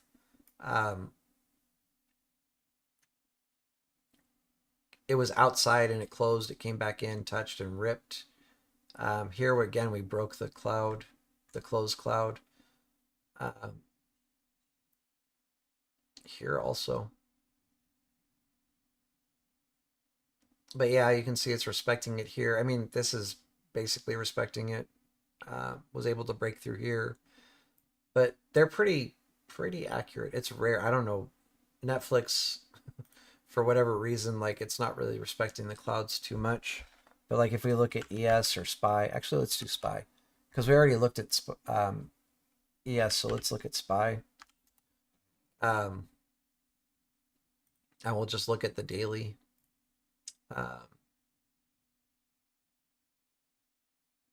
This one here, I don't know. This could have closed when it was outside of it. I'm not really sure. I'm not trying to make up excuses. But you can see here it's closed, tap, close, tap. And then even when it was open here, it did tap the bottom of the cloud, but it wasn't able to break through it. All of this is open. Here we're closed, tap, and boom.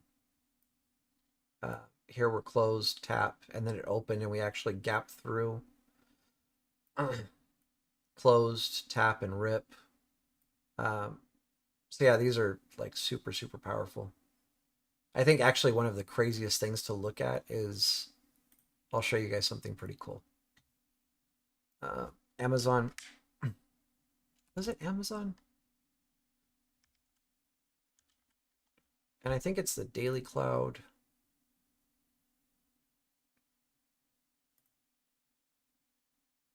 Oh, this is 1 day, 1 year. This is 3 year, 1 week. I'm not going to be able to show you guys. But if you go back to like 2008.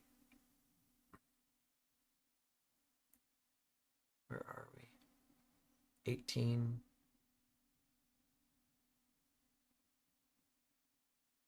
That's 2010. Here's 2008, I'm guessing. Yeah. So if I load in, I think it's the monthly clouds. Let me just put them on really quick.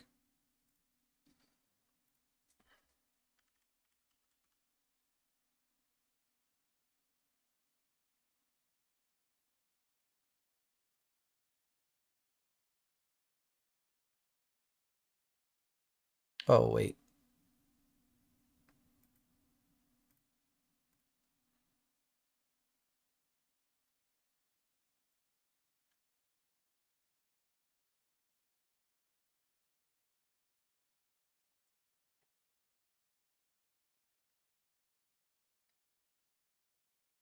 So 2008 is the first time that Amazon has ever broken below the monthly cloud. If that gives you guys an idea of how strong these are, like, and I mean, that might sound stupid, but the monthly clouds can only move once a month. The quarterly clouds can only move once a quarter. The weekly clouds can only move once a week, so on and so forth. Daily, once a day, 4 hour, once every 4 hours. So it's pretty wild stuff. Hopefully, yeah, so there's a video Red just posted on the clouds. Hopefully that answers your questions. I mean, that video will answer your questions. Hopefully I answered some of your questions. I just use it as a confluence for my trades. So. And I like to always check ES on it and make sure, you know, see where it is during the day. Anyway, that's going to do it, everybody. Key, DM me on Discord, please. Everybody else, thanks for tuning in. Have a good evening. Much love. And I'll see you all on Monday.